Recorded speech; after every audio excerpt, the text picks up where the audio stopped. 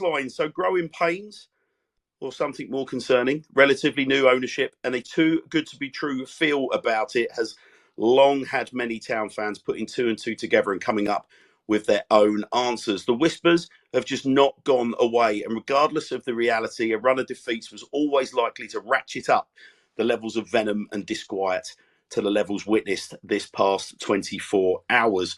Whichever direction you're looking from, 3 defeats on the spin and only 3 wins since October does not make for a happy vibe around the Swindon Town campfire. Social media has been firing off in all directions, and tonight the Sutton Broadbent Lounge is giving you an opportunity to vent your spleen and either let off some steam or suggest how well, or indeed how much better, those driving our club forward on and off the pitch could be running things in your alleged opinions. And trust me, the club are listening. So join us tonight either by speaker request or by the delightfully convenient proxy of a direct message, or tweet us via the @T_STBL or the Sutton Broadbent Lounge on Twitter. Best contributions tonight shall win a host of saucy STSC goodies, including a hoodie, a Dan Designs print of your choosing, or if you really blow our socks off, we might detonate your own stockings further still with a humdinger of a mystery prize. So either way, don't be shy. It's our club. Make sure you have your say. And as you may have gathered already, for those of you that have jumped over from the stalled start, I've got Ellis joining me on co-hosting duties tonight. How are we, Ellis? Yeah, well, just about got over last night, but yeah, how are you? Much the same, pal. Much the same. We'll be getting to that shortly. How are you, Jason? I'm very good. Without apologies to all the listeners for repeating myself, but I'm going to say it anyway. I'm where I was swathed in melancholy pathos the last time we spoke. I am now dangerously close to depression, and that was purely based on last night's performance. Yeah, similar. I sat with down in a Bournemouth hotel bar with several pints of Guinness and the longest face. After 85 minutes, it was the shortest face, if there can be such a thing. And yeah, indeed, by 90 minutes plus stoppage time, my demeanour had changed altogether for the worst. But anyway, listen. I thought the debate will wait because we've got a welcome to do. We've got a new player in the parish. And obviously, last night, he's already got his boots dirty. George McEachran. George McEachran, dear listener, 22-year-old, former England under-17s Euros runner-up and World Cup winner, for those of you that followed the tournament in India. He happened to make the tournament, the team of the tournament as well. So quite the player in his far more tender years, only 22 years old. He signed on a 6-month deal, and our very own Jody Morris, the new manager, has said he's got good energy. He's a good lad to have around the place. He was on trial with us last year, and he just turned out to not be Ben Garner's cup of tea. But as I mentioned, he made a really encouraging debut last night against Sutton. So I thought, as part of saying hello to George and wishing him all the best on his voyage in red and white, I'll get your views. What did you think, Ellis? What was your view of George's maiden 90 minutes? Well, good-looking bloke to start with. Yeah, like that always helps. a Harrods Mark Wright, one of my kids remarked. Yeah. But yeah, it's tough to tell from that game. But yeah, there's definitely a player there. Yeah, like I said, it's tough to tell off one sort of shit game. Yeah, what about you, Jason? I mean, I've got my own view. Clearly, I thought he was neat and tidy. What did you make of him, mate? Was there anything that sort of stuck out? Um, I repeat what you said and basically what I said as well. I thought he looked all right actually. He didn't look a bad player. Um, what judgments can we make after one game? None really. Does he fit, our style of play? Yeah, probably. Is he what we need right now? That's a different question. I don't think there's anything wrong with him joining. I'm happy we've got another body in the building, but I think we need more. So, yeah, very interesting player. He's not got a huge amount of appearances under his belt. in terms of first team appearances. Spent a decent amount of time out in the Eredivisie playing for Canberra, where he racked up quite a few. There's a cracking documentary that did the rounds from Chelsea TV on George McEachran with Tor Andre Flo, former Chelsea striker who was looking after their loans at the time. I believe he still does, giving an overview on who at the time was a real standout prospect for them, but clearly it didn't quite go the way that they all hoped. But it really gives you a flavour for what the kid's all about. Comes across as being very earnest, hardworking. The younger brother of Josh McEachran, who I believe still at MK Dons, who was touted for great things at Chelsea along a similar vein. And again, it didn't quite happen for him. I thought last night, I thought he was very neat and tidy. I thought he was quite keen to get on the ball, make things happen. You could tell he was a little bit ring rusty, which probably led to him getting a yellow card for a bit of a late lunge, 40 odd yards off away from the Swindon Town goal mouth. But on the whole, I really, really like what I saw, and I think it's another option in a squad which, as Jason said, we need bodies through the door at the moment, because clearly injuries and suspension are biting in a big way. But so, as I say, we welcome George to the piece, but I mean, look, the real meat and potatoes in terms of my intro again will come on for. We'll just spend a little bit of time trying to unpick last night's performance.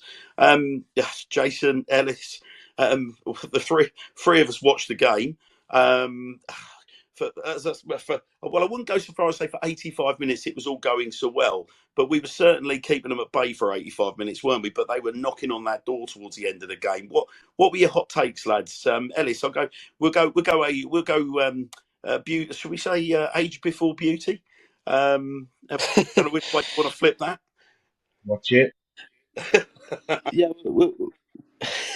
I'll start things off. It was a good goal. It was a good build up to the goal. What was it? Iandolo to Blake Tracy and then into Austin. But yeah, a good build up to the goal. I think we played well the first half. Sutton sort of put it on us a little bit more towards the end.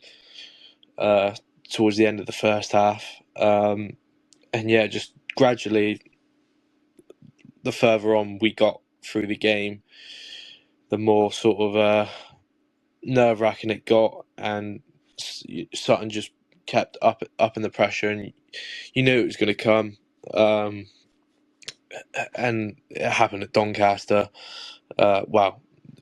County ground against Doncaster. They score a goal, and then 2 minutes later go and score another one.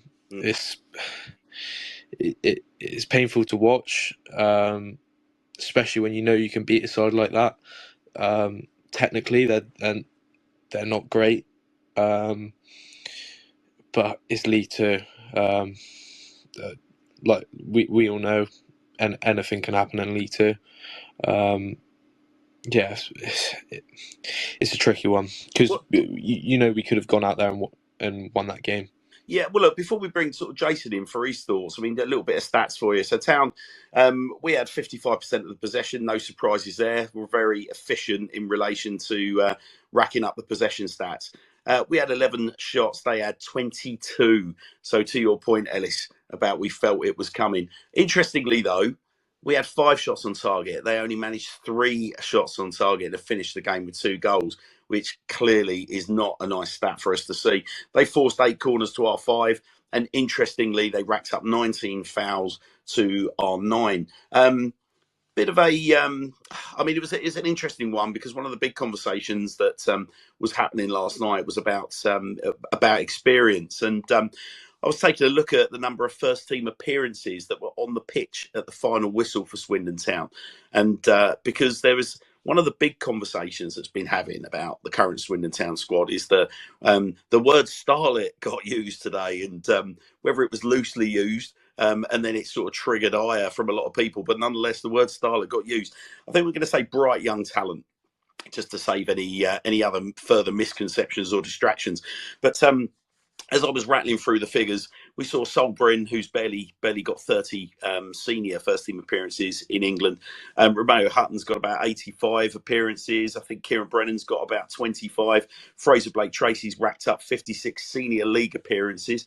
Probably topped it up a couple more since that figure was produced.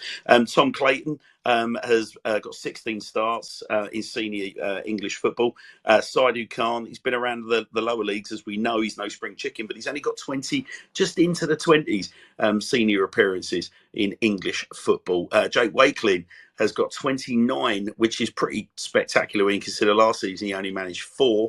And Ronan Darcy's got 55 senior English football appearances. So by the time you start racking up that number of appearances, that's not a kind of that's a kind of a team of League Two war horses, is it? So it's it's certainly it's certainly something for us to bear in mind as we move into the bigger conversation. But I mean, Ellis, how does that sit with you? Because obviously, with about, I mean, going back and looking at when the goals were scored, I mean, it's if we look at the lineups themselves and we start looking at how our substitutions impacted on the team, well, Luke Jeffcott's got he's getting on for 200, I think, or about 150 senior appearances. Charlie Austin has got so many senior appearances; he's got more senior appearances than he's probably got grey hairs. So you take those two off the pitch, and you really are looking at a shortage of like proper senior first team appearances. It's no surprise to me. Jeffcott comes off on 75 minutes. Charlie Austin comes off on 84 minutes. And lo and behold, on 85 minutes, Lee Angold scores the equaliser. 3 minutes later, Ali Smith scores what turned out to be the winner for Sutton. It was excruciating, Ellis, wasn't it? Did you have any concerns when the substitutions, Jason, when the substitutions were made? Did you have any concerns that at that stage in the game we might be inviting a bit of trouble? Yeah. When you take off, arguably, I think both of them were sort of real good players in that game. Obviously, Austin scored, and I think the work that Jeffcott was doing off the ball is in sort of creating space, and sort of the pairing of Austin and Jeffcott, I think, worked quite well at times yesterday. When you take both of them off, I could agree. Take one off, bring Wakelin on, fresh legs. Bring Jeffcott on, Wakelin up. Jeffcott off, Wakelin on. But when you take both off, it's gonna cause issues. And Austin was defending for his life as well yesterday. It's not like he was just waiting at the other end of the pitch. He was getting stuck into tackles, and obviously with all the experience that he's got, he's like a coach on the pitch, and you take that away from the players, and well, you saw what happened. I mean, I was very surprised at this, Jason. I don't know how you feel, but you had I think it was about the 82nd minute when you had Sutton substitute Matt Dennis practically took the crossbar off from 6 yards. And I can't. I mean, listen. At the end of the day, I'm not a coach, right? So it's remiss of me to say, but it really surprised me that kind of shot across the bow wasn't enough to kind of go, right, hold on a minute. Like, we need all of our experience in here. We need all of our senior heads in here, just making sure that everybody stays nice and calm. Now, I appreciate that there was a tactical shift and it was about packing out it looked to me like he was looking to pack out the midfield, but Sutton are one of those teams that just bypassed the midfield. So I don't know, I was sort of scratching my head at the time, and the strange sense of inevitability I had, Jason, just turned into obviously reality just sort of 3 or 4 minutes later. It was galling, wasn't it? Yeah, I mean, it certainly was. I mean, there's another way of looking at it though, and you could kind of look at it and go, well, sometimes you need to take players off, right? Sometimes players just are, less fuel in the tank in the getting towards the final echelon of the game, and you just need to take them off. But it's who do you bring on, and the trouble is we don't have the experienced players who can game manage the match out on the bench. We have young lads who, when they come on, they're just going to run around rather than realise that it's all about holding the ball, punting it when you need to punt it. So sometimes I don't think. Jason, sorry just to illustrate this for the listener, that the substitutes last night were Ronan Darcy, Jake Kane, Ricky Aguiar, Jake Wakelin, Harrison Minturn, Abu Kanu, Jake Copland. That is a very young bench, Jason, isn't it? Yeah, that's it. That's the point, though, isn't it? It was a very young bench. Um, and when you think of years gone past, seasons gone past, who are the players that you bring on in those moments? That they're not kids. And no disrespect to those lads last night. No disrespect to the kids we were bringing through, but it's going to be really, really hard to replace Austin and Jeff Gott, who's got 200 games under his belt.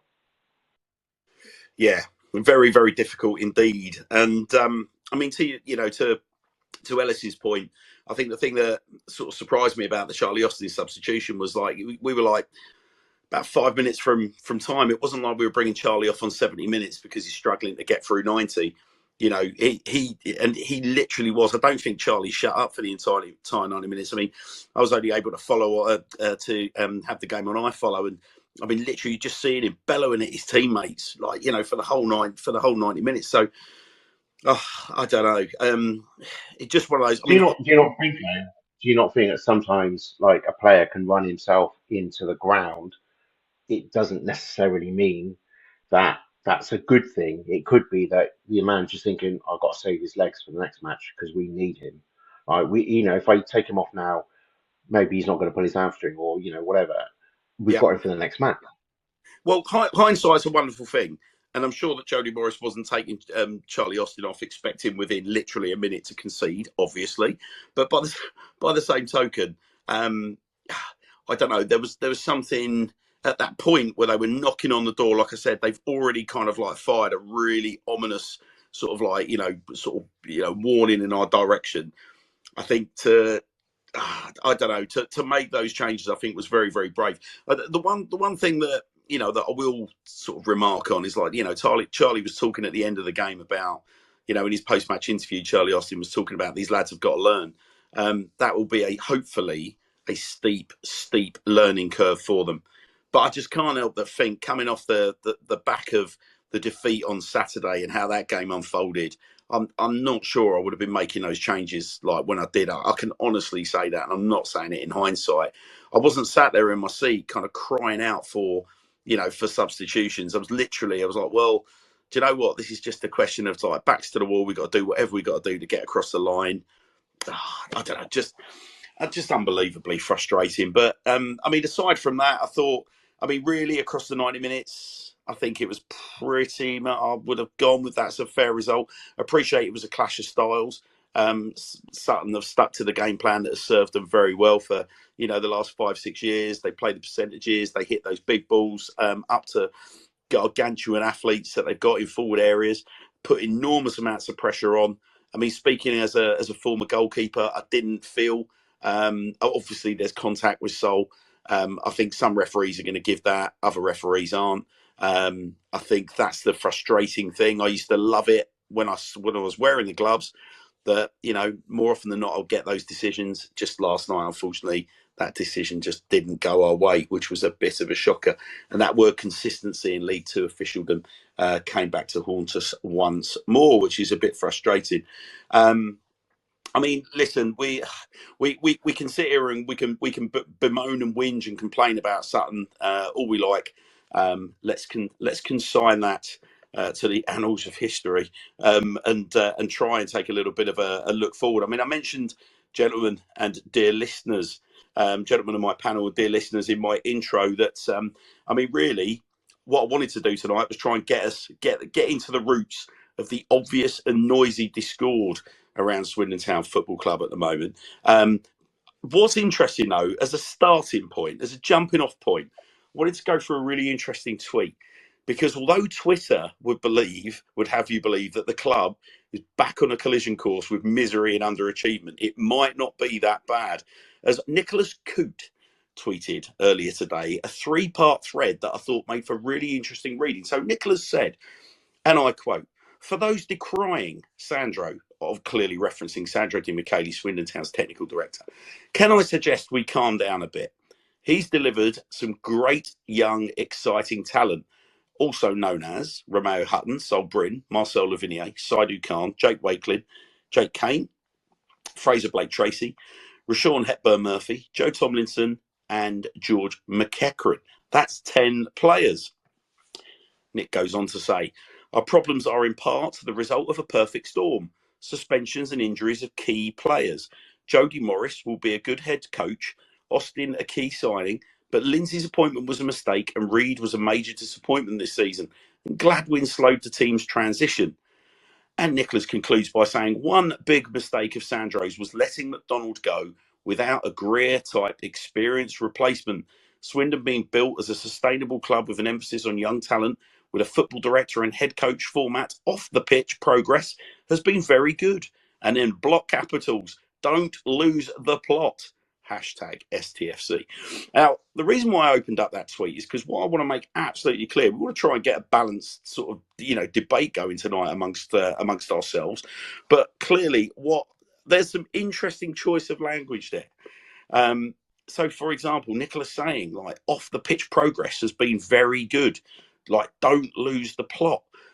He's mentioned a whole host of signings there: Hutton, Bryn, Lavinier, Khan, Wakelin, Kane, Fraser Blake Tracy, Rashawn Hepburn Murphy, Joe Tomlinson, and George McEachran as 10 great players that our technical director has brought in to the football club. And he's also referencing this perfect storm as well. I mean, we can, without a shadow of a doubt, we were better than we were on Saturday with Saidu Khan back in the midfield, 100%. And Rashawn Hepburn Murphy was coming to the boil very nicely. But it's an interesting sort of counterbalance for a Twitter vibe, shall we say, that has been very negative and highly vociferous. So welcoming Max onto the panel, a slight late arrival. How are you, Max? Yeah, good, mate. How about yourself? Yeah, not bad. We'll listen to the tone of your voice. I know what side of the fence you're sitting on, so I'm going to come to you first. What did you make of that? I mean, this isn't about whether we agree with Nicholas, don't agree with Nick. I think Nicholas makes some really, really valid points and provides a really nice counterbalance to some of the discord that's been bounding around today. What was your take on some of the points that he's made? I mean, I 100% agree that especially those players he's listed, I think the one thing that has been good is we're bringing in good young players who are going to be good in the future, not necessarily right away. Although some of them, like Hutton, Wakeling, hit the ground running, that's fine. The issue for me with the recruitment is that that's the only sort of type of signing we're making other than Charlie Austin. I was actually looking while she was talking about the bench that we had last night, and I was looking at last season. You know, the sort of run we had where we had to see out a lot of wins, and we were bringing on a Ben Gladwin, an experienced head, and we were bringing on a Jake O'Brien. Whilst Jake O'Brien wasn't experienced, he was still a big, tall, physical player that could help you see out of the game. Then that's the main thing we're missing. We're missing those two things. We're missing a bit of physicality, and we are like it's been battered on about all day today and all night last night after the game, is a bit of experience to see those games out, because last night could have easily been a win. I think the sort of, I don't want to use the word meltdown because it's used all the time whenever this sort of thing happens, but I think it's because of the culmination of results and the fact, I think, 3 wins since October? Yeah, 3 wins since the 7th of October.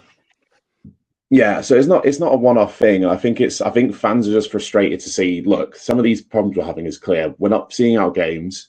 We're still struggling to defend from set pieces. So we need so for me, that's what we need. We need a bit of experience, a bit of height, a bit of physicality in the team, and none of the signings have really been that for me. Yeah, I mean, it's an interesting one, Max, isn't it? Because, I mean, it feels like I've been saying for about the last 5 years, it feels like Town can't defend corners. And, I mean, at the sponsors' dinner last year, I spoke to a few of the lads and had that conversation with them directly. I appreciate this was Ben Garner's team, but I just said, like, is it something that, am I seeing this the wrong way? Like, is this something that you guys are aware of?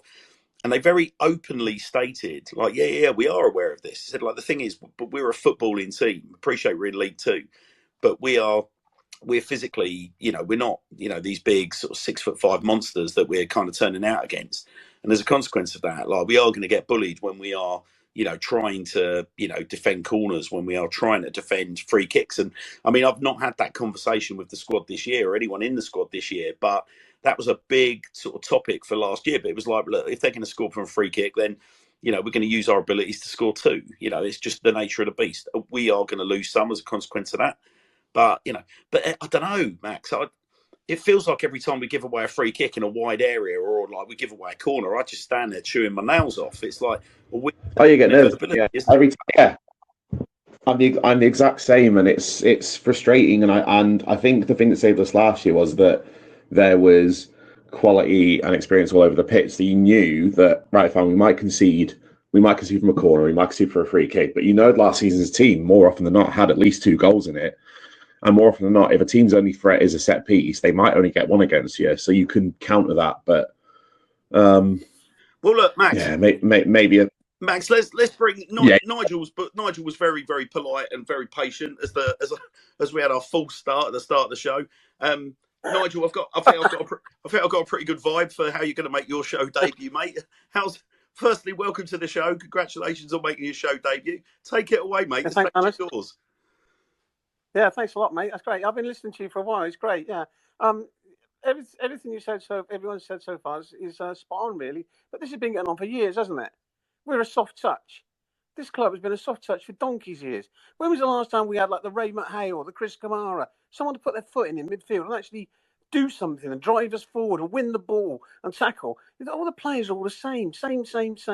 Not only they're inexperienced, it's just none of them can tackle. There's no determination.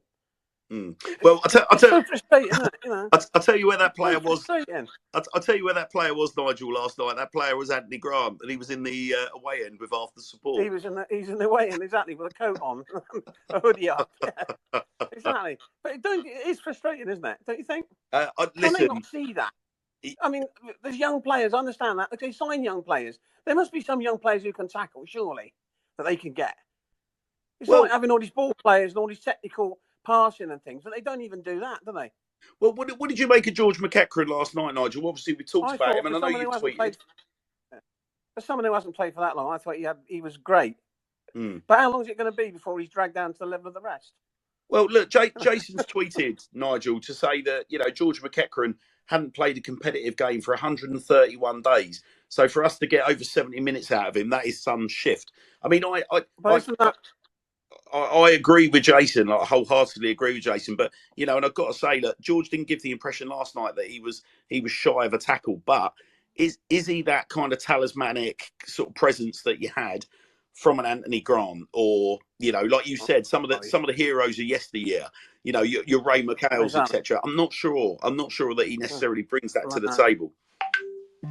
I wouldn't think so. I mean, he played well, but I just thought that's a sad indictment of the rest of them. He hasn't played all that time, and he's showing them up. What do they do all week? What do they like training? What do they do in training? What are they practicing? I don't know. It's the same mistakes over and over and over. It just goes on and on, doesn't it? The same thing. It doesn't matter who plays. There's only really Fraser at the back who actually determined to win the ball. The rest of them, I don't know. It's just like it's like being smaller than someone, but at least try, jump. Make an effort, get in the way, elbow, do something. But they just stand there, just watch people, just push them around. It's like, I mean, all anyone has to do now is just get physical against us and they'll beat us. They don't have to play football. Let us have the ball. Doesn't matter. We ain't going to score. If we score, they'll just elbow us, foul us, shithouse us, and beat us. Yeah. We're just going to go down, aren't we? It's just so frustrating, the whole thing. Hannah's, can I let my rant off my chest, because it's eating away at me, and I've even written it down.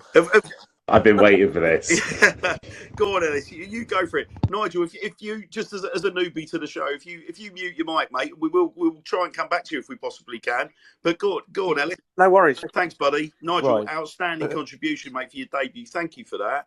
Go on, Ellis. Well, where to start? But so the issue is not the business side of the football club. The business side of the football club is probably the best it's been in years. We've just bought the ground.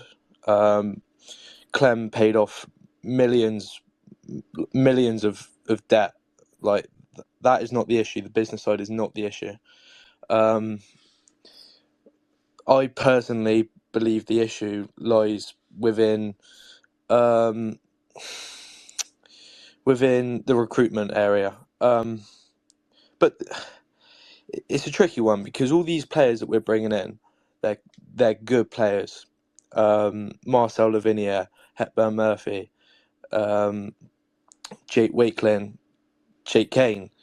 All these players, they're top players. Clayton, another really good player. I think the issue is we're playing under 21s football in League Two. It's really not going to work. League Two is probably one of the most physical leagues in the EFL, and when you've got a load of like under 21s, sort of under 23s side, we're not a physical side, and we get caught out so many times. So many times we get caught out just on the physicality aspect. And yeah, like I said, all these players, they're good players, but they haven't got the experience around them. Like for example, Angus MacDonald, he might not have been everyone's cup of tea, but he had the experience. We sell him, we don't have a replacement for him. I'm not being funny. We knew since probably December that we need another centre back through the door, and we didn't sign one all of January. That would be my main priority, is a centre back, and we still haven't signed one yet. We're still assessing our options. We've known since December we've needed one, but Charlie Austin, top signing. Yeah, probably no better player we could have brought in than Charlie Austin. But you sell Ben Gladwin, one of our most experienced players. Louis Reed, he's got experience. I know he hasn't had the best start, but when you're selling these players and bringing players in that have barely played 30 have barely made 30 league appearances, it's not going to work. We've got the model works in some ways. McCurdy, for example, I think that's where this model worked perfectly. I believe we got McCurdy in on a free. Mm-hmm. We then go on and sell him for 300,000 plus add-ons. That is when that model works. McCurdy's a touchy player. He everywhere he's gone, it hasn't worked, but it clicked at Swindon. Ellis, let me jump in here because there's a few names I'll mention to you. Right, if I was to say to you, Matt Bowdry, Michael Doughty, or Danny Rose, Owen Doyle, you're looking at the spine, or three of the four players from the spine of Richie Wellens' League Two Championship winning team, and they were all experienced pros. So all of them sort of certainly, Doubts and Danny Rose were in their mid to late 20s, let's say, to be polite. But Doughty, even when he was in his mid-20s, kind of has always had the outlook of a kind of an experienced pro. He's always had that presence about him. Doyle was the other side of 30, very experienced pro. Leaders. You're talking about leaders in the dressing room. You talk to any of the players from the 2018 squad, and they'll tell you, like, Danny Rose was crucial as a leader in and around that squad. Somebody that was whispering in people's ears, like keeping everyone level. Even if you go back and look in the goalkeeping department, it's easy to go, yeah, Stephen Bender was a kid.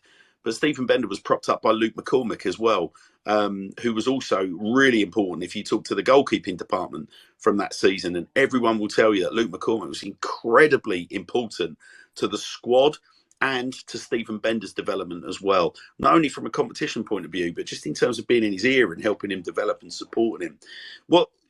Your point about Gladwin's really interesting, isn't it? Because there was the quote that got apportioned to Charlie after the game last night, where he was talking about supposedly or allegedly talking about when he arrived, there was a lot of experience in the squad, and obviously things have changed now, and now it's about the younger players and those younger players being brave and bringing them on.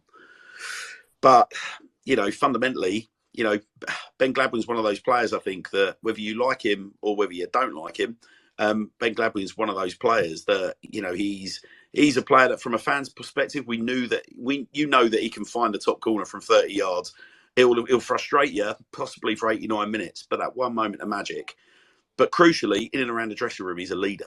So yeah, it's an interesting point that you make, Ellis. I was going to bring. I know Adam, you're quite keen to join us, mate. You're always welcome, pal. So Adam, unmute your mic, mate, and let us know your thinking around this, because I know certainly Nick Coote's tweet sort of like pricked your ears up, and you got some thoughts around the thread. Where's your head at, pal? Yeah, good evening. How we doing? Obviously, you know, it was nice to catch up with you in the Legends Lounge, the Doncaster game, and speak to you. So here's where I stand with this, right? Can you hear me okay? Yeah, loud and clear, pal. Sweet, yeah. So here's where I stand with this whole thing.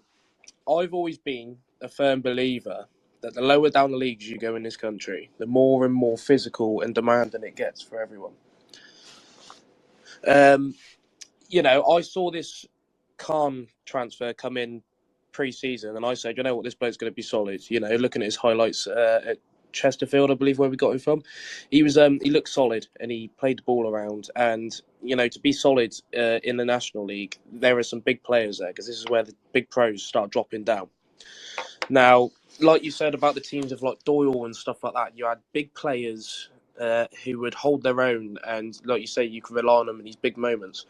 I've got no dramas with young players coming in, but there's an extent at the end of the day, because, you know, okay, we've got all these talented young players in. If we're not performing on the pitch as a whole, what are the chances of these blokes actually staying for the long term, instead of us, you know, showing that they can do a bit and them going off to a bigger club for a few pennies, which seems to be what Sandro was doing in that transfer window. Now, youngsters do work when you're a more established club in a higher league. So you look at Liverpool, you know, they can bring on a youngster like Harvey Elliott who can actually hold his own and he can do what he needs to do on a Premier League pitch. But there's a senior squad with lots of experience at that level, which is a reason why the teams like that are up there, as well as money, obviously. But for us in League Two, we're in a physical league where we need big players, where when I was talking on deadline day about the big opposing central defensive midfielder to play the ball around, like your Diagararas and your Linganzis and, you know, even Anthony Grant, like you say, these players need to be there. And at the minute, I think we've gone too much to that one side of where we've got all these youngsters, and yes, they're all great players in their own right. I thought George was, aside from Charlie, one of the top blokes who actually looked like they gave a crap last night, in my opinion.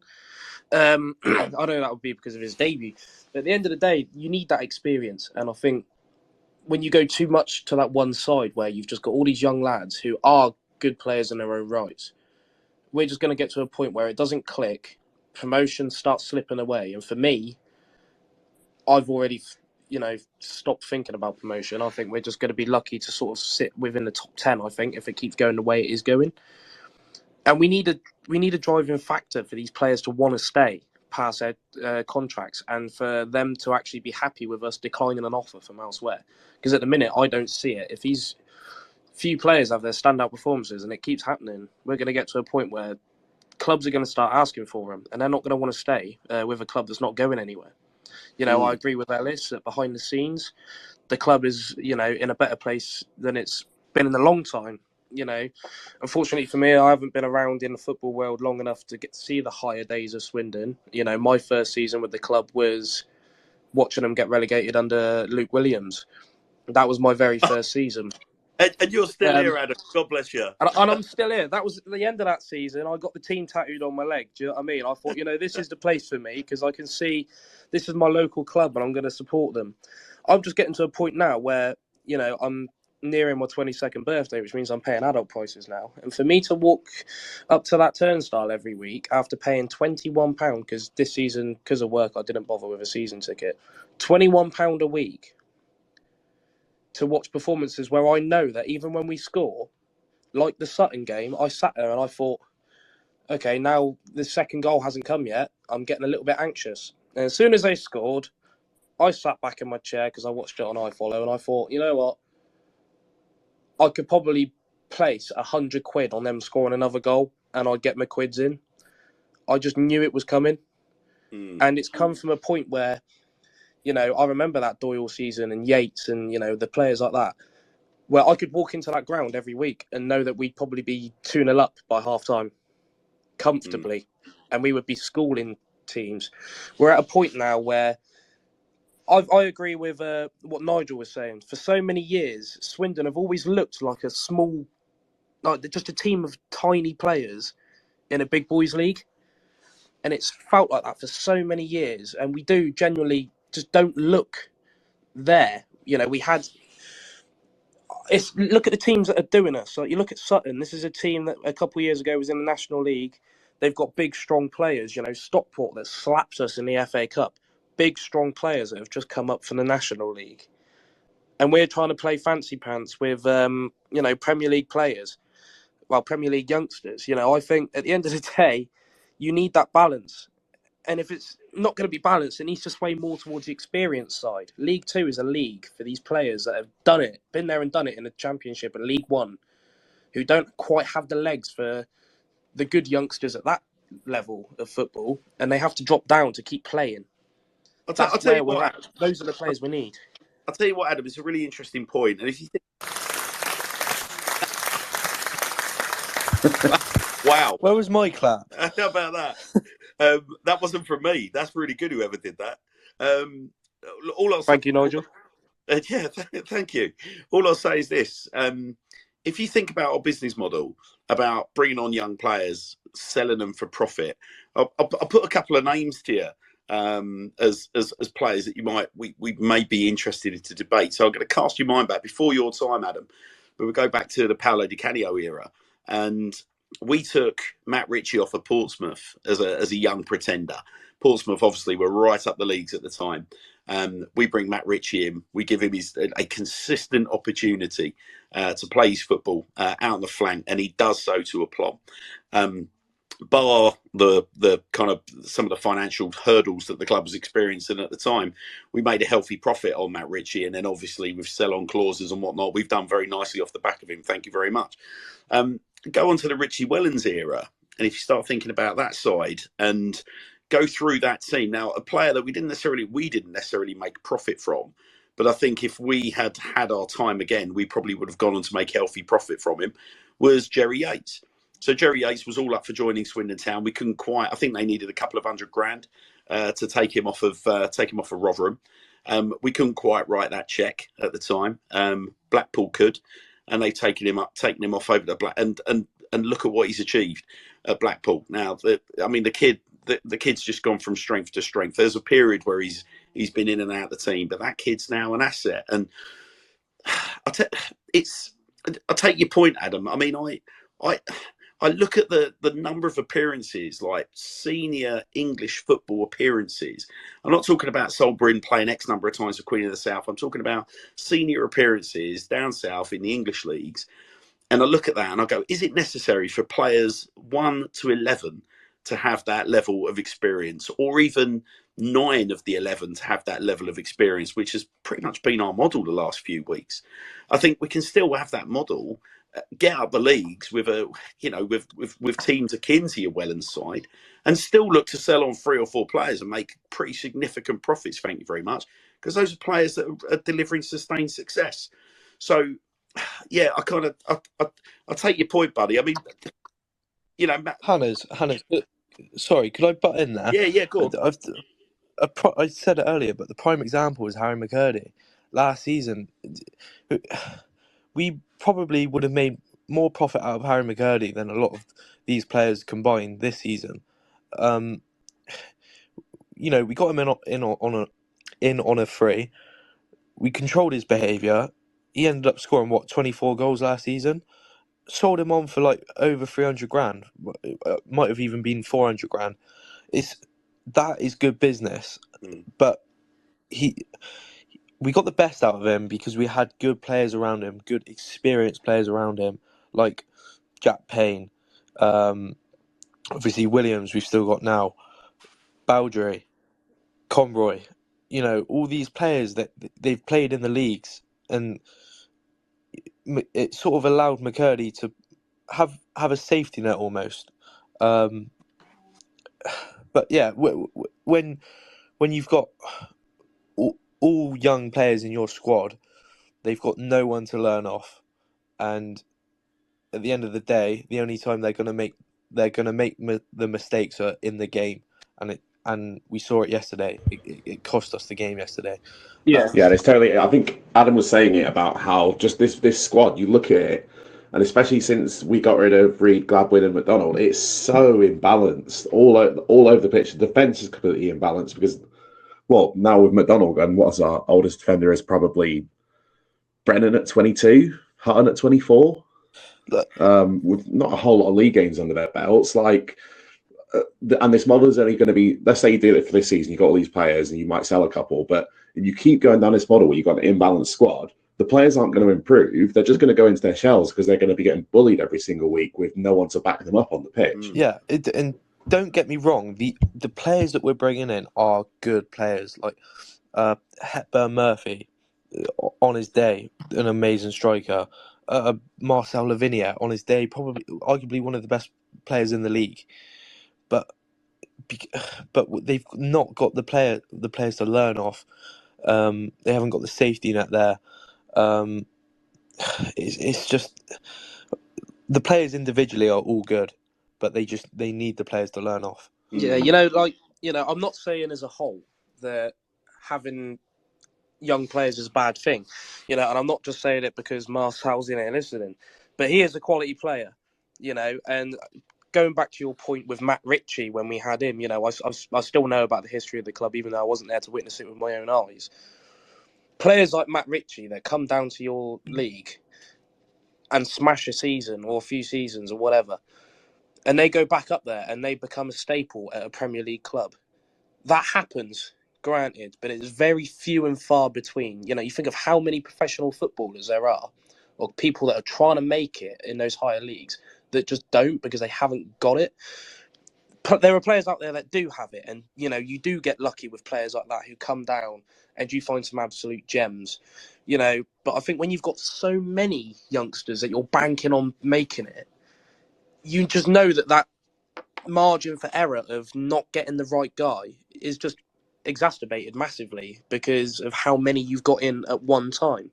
Yeah, And now going back as well, Adam, going back onto the point you said as well about when we had Yates and that, and how we couldn't quite get the deal over the line for players like Yates because of we couldn't put the numbers on the contract or give Rotherham the numbers that we needed. If we had that model, that business model that we had in terms of recruiting, the recruitment model, that we had in that tenure, if we had that with the backing of the owner that we've got now in Clem, as opposed to Power, there was nothing stopping us grabbing these players that we wanted at that time, which we knew were going to do the job for us, and we wouldn't be sat here moaning about where we're at now.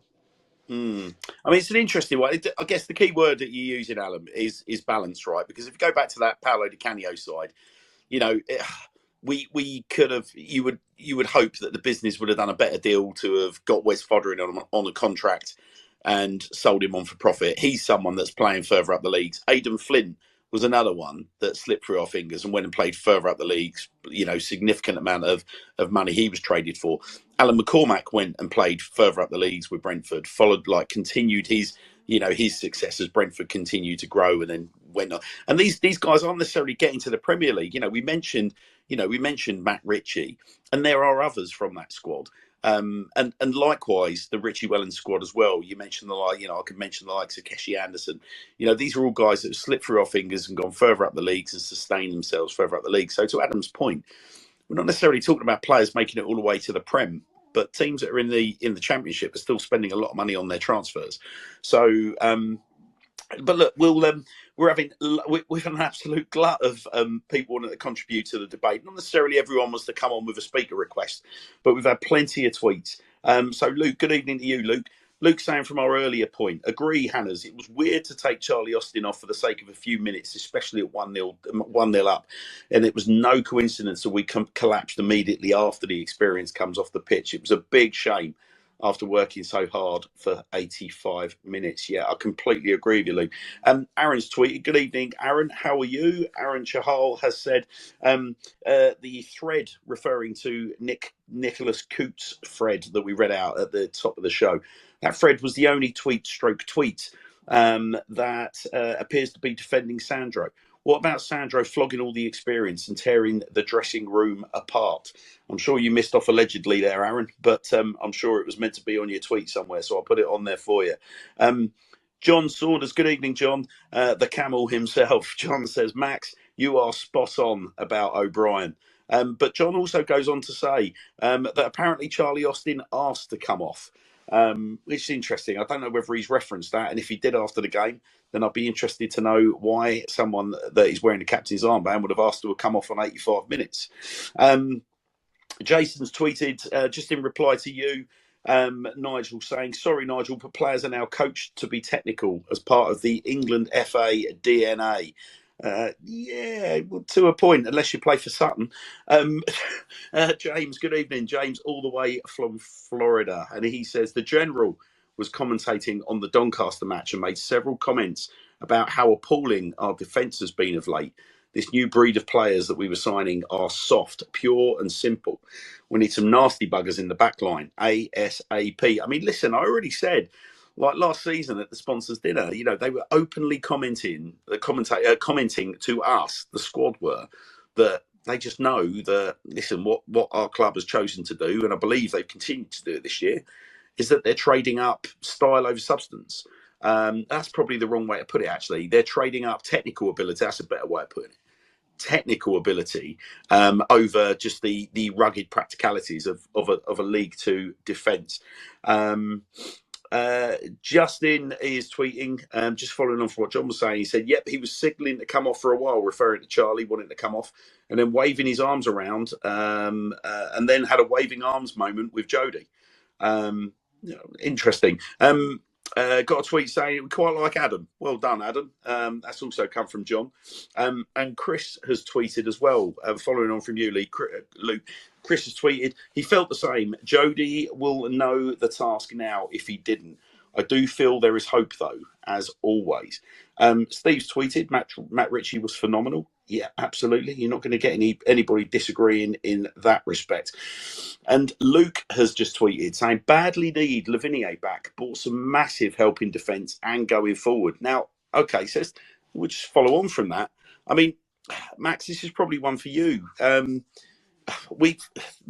point that Nick made in that tweet thread was an interesting one, wasn't it? Because he talked about the perfect storm of suspension and injuries to key players.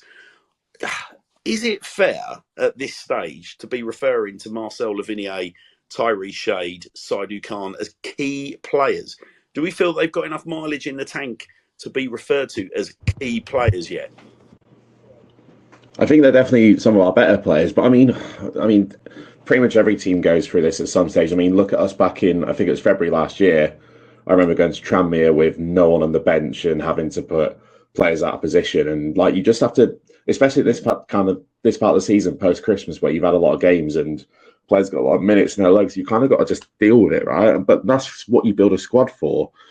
And it comes back to the thing of the squad is unbalanced, and we don't have the squad to cope with playing Saturday, Tuesday, especially when you've got to go to physical places like Sutton. Salford on Saturday is not going to be much easier. I know we've got a tough running coming up, but I think Khan does. I think I agree on Khan because I think he brings a bit more balance in midfield. I think he's a bit more of an all-rounder, and whilst he is a bit overzealous sometimes, he has got a decent tackle in when he wants to. I think getting Khan back in the team could be important. I didn't get to see the whole game last night, so I can't comment too much on that. But I don't know how well he played with McEachran. He was decent. I mean, it was all nice and neat and tidy. And I mean, I felt as the second half wore on, Sutton just continued to increase their their kind of footprint on the game. But to my earlier point, to be honest, Sutton are a team that just bypassed the midfield anyway. You know, they were launching balls forward, left, right, and centre. You know, all their success was coming off of second balls that were dropping in the 18-yard box. So, you know, big punt in and around the box, or, you know, looping it up into the box. us sort of dealing or half dealing with the first ball, and then that second ball dropping, Sutton were onto it like absolute rockets. And I just felt as the game went on and we tired, and also as we took that little bit of nous out the mix, I just thought that we were vulnerable to it, and so it, to them sort of nicking something off it, and so it proved, sadly. Jump in there on Yeah, you can especially see that on the second goal, can't you? The second goal is all. Sorry about that, Adam. The second goal is a combination of bounces and players not dealing with the ball as best they can, and players kind of looking around to where they should be, constantly looking over their shoulder for their man. And I think that's how their number 8 gets onto the goal. Because I think it's Hutton's man that he ends up losing just through the chaos in the box that we couldn't deal with. Yeah, the point we made, as you were saying about these big physical players. That's the reason Sutton are bypassing and wanging the ball up the pitch. You look at it, it's simple from Sutton's coaching point of view. If they're sat there thinking, we're towering over every single one of their players, why not bang it up the pitch? We've got the physicality to get in front of those defenders, bring the ball down out of the air and have a go at goal. That's all they had to do for the second half, because they just knew that they could do it, and it's not hard to cotton on to that fact. Just look at the teams that have been getting promoted from League Two in the last few seasons. I remember when Lincoln got promoted, that was a big team that bullied us, and I travelled all the way up there to watch us get slapped 4-1 by those guys. And that was even the season where we had players like Keshi and stuff like that. We've had, when Atkinson Stanley went up, big players like Billy Key who just hold the ball up and have a go at goal.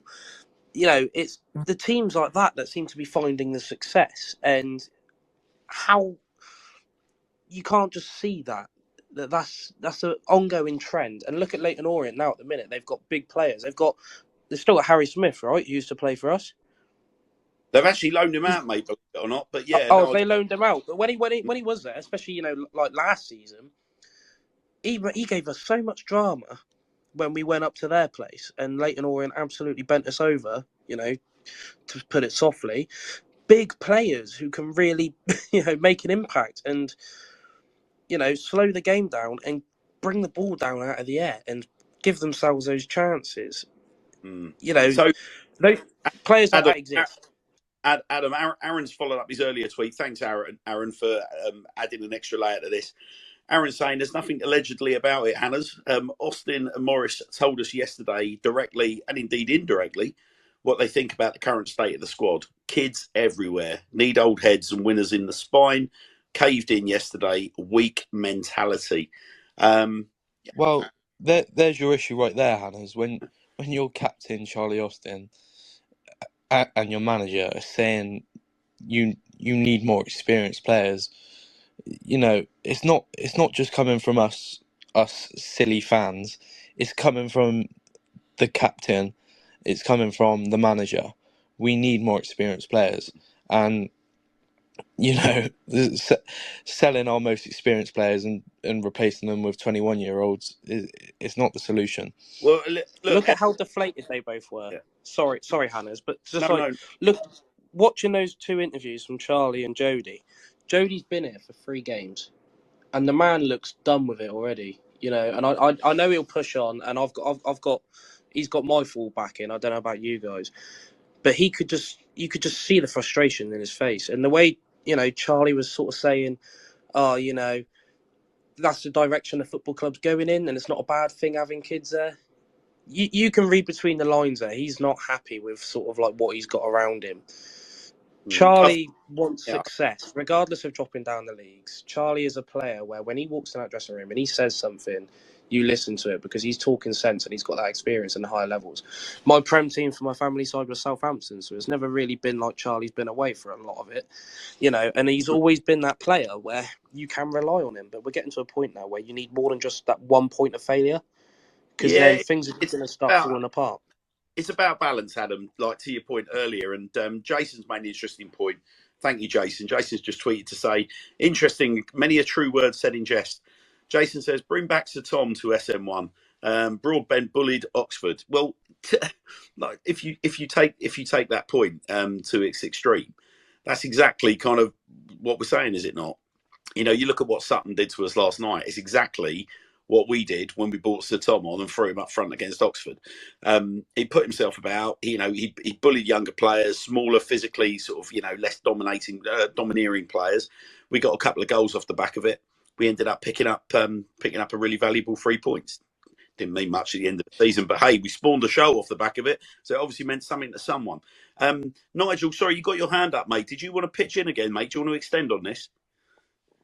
Yeah, it's just it's great having all these technical players, but if we were doing fast 1 touch, 2 touch, using the technique, their skills, and actually going forward and getting somewhere with it, it wouldn't be so bad. But they don't even do that, do they? They can't even. I mean, yesterday the 10-yard passes, they couldn't even do that. It's like, what do they do all week? They just get spooked out by it, don't they? And I suppose you're getting battered around the pitch and people are kicking you around and you're getting lumps kicked out of you. Well, and then there's no experience, there's no direction, there's only Charlie up front. He can't be everywhere, and the whole thing's a shit show, isn't it? I realise we got people missing that would be better if they were playing, but how much better? I think Morris actually touched on that in one of his. I don't know if it was a post-match interview, but well, anyway, it was along the lines of, it's just like you said, Nigel, simple things like a 10-yard pass. You can have all the tactics in the world, and I don't doubt that Matt Morris is a top manager. Like I back him completely. But if the players that you've got in can't do that job, can't do that task, it's not going to work. Well, I certainly at the moment the confidence is down. I mean, how are we going to get out of this? God knows. It's just going to go on. We ain't going to win on Saturday. Then we'll play Harrogate, where we got next. They'll do the same thing. They'll just come down, move the ball around, shit house, kick. It's the same thing every game. Where are we going to get out of this? Well, let's hope Louis got a solution. So Louis asked to join us via a speaker request. How are we, Louis? Good evening to you, mate. How are we going to get? I'm good. How are we going to get out of this? Nigel said. I really don't know how we're going to get out of it. We were absolutely bullied last night. Absolutely bullied. None of our centre backs could do anything. Even Bryn was making mistakes. He dropped the ball. It was chaotic last 10 minutes. They were all over us. I couldn't believe what I was hearing on the radio. It was just like crazy. It was awful. It was awful 10 minutes. It was the same as Doncaster. 2 goals conceded in 3-4 minutes yet again. I don't know what that is. Nigel said, I don't know what they do in a week for defending. Well, the thing is, Hannah, is I said it earlier. They're all good players. We've seen it. We've seen it this season. 5-0 against Grimsby. Mansfield. We've seen these players play well, so we know they can. It's just, I think the lack of experience is the issue. It's especially when you go when you concede a goal yesterday. It's having the experience that to either see out that game or even get another goal. But it's the lack of experience that then goes on for you to concede another goal and lose the game. Juggle that with consistency as well, Ellis. Sorry, guys. Matt S seems to agree with you, Ellis, as well. Matt S has tweeted in to say, we signed Charlie to get us promoted. We're wasting that signing when there is no experience in the rest of the side. The younger players need the Gladwins and the McDonalds around them. I mean, look, it's a consistent theme, isn't it? I think the general vibe amongst everyone that's spoken tonight and people that are tweeting in is that I don't think any of us, and bearing in mind we're the paying public here, and I said at the start of the show, the guys that have our club, that are paid to run our club, are the custodians of our club. We are the ones that, ultimately buy the season tickets. We're the ones that put the spirit into the club. The club were very, very quick to come out and recognise just how much we were missed when the COVID season kicked in, and how welcome we were when we came back in. And I think by and large, Clem's been an ideal owner in that respect, in terms of how much stake he's put in with how the role of the fans, ensuring the trust have got a voice, making sure that we've got an advisory board. And yeah, of course, I know there are people that are always going to take pot shots at the way he's done that. But no other owner in the history of Swindon Town, certainly whilst I've been a follower of the club, getting on for 40 odd years, has given the fans the level of voice in and around the club that our current owner has.